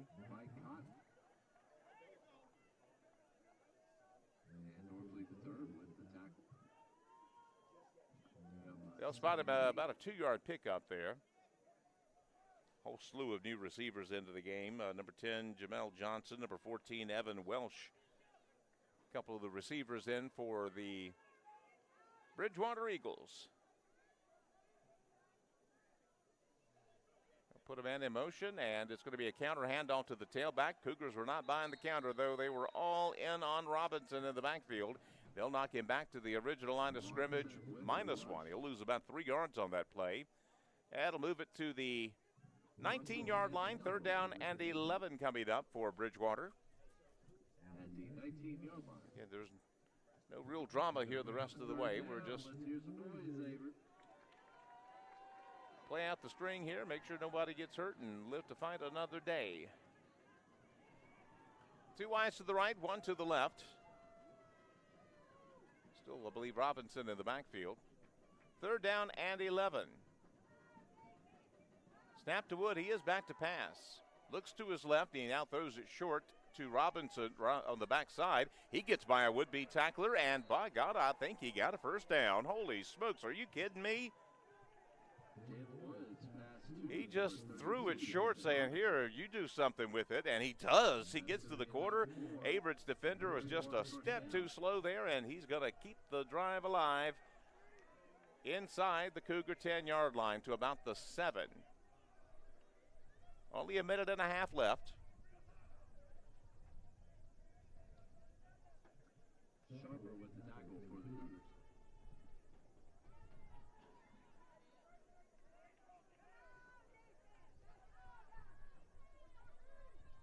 Looks like they're going to go into victory formation here. All they have to do is take a knee twice. Good classy move by Bridgewater there. No need to run it up here. They'll just take a couple of knees and get out of here with another victory to improve to 5-2 on the season. Cougars will drop another tough one here at home. They will fall to 3-4 and 0-4 in ODAC conference play. We appreciate your cooperation. Take another knee here, and that's going to be the ball game. The clock will wind down to 0 here in about 32 seconds as both teams will, of course, the official will wait till under 25 to spot the ball ready for play. Now he'll spot it ready for play, and, of course, we won't have to do the knee again. Just a tough afternoon for the Cougars. Again, they had their moments, but it was all Bridgewater. They threw down the gauntlet in the first half of this football game and never let off the accelerator. 4 interceptions, one of them returned for a touchdown, and Averett just not able to get their passing game on track. Still did put 24 points on the board, but Averett will fall up short against Bridgewater this afternoon. Again, the Cougars are going to be off the next. They're going to be on the road, I should say, the next couple of weeks. Not at home as they travel to Shenandoah and to Guilford the week after that. They will be back home to close out their season November 11th, right here at Frank Campbell Stadium against their rivals from Ferrum. For everyone here at the Averett Sports Network, I'm Chuck Vipperman. Enjoy the rest of your weekend, everyone.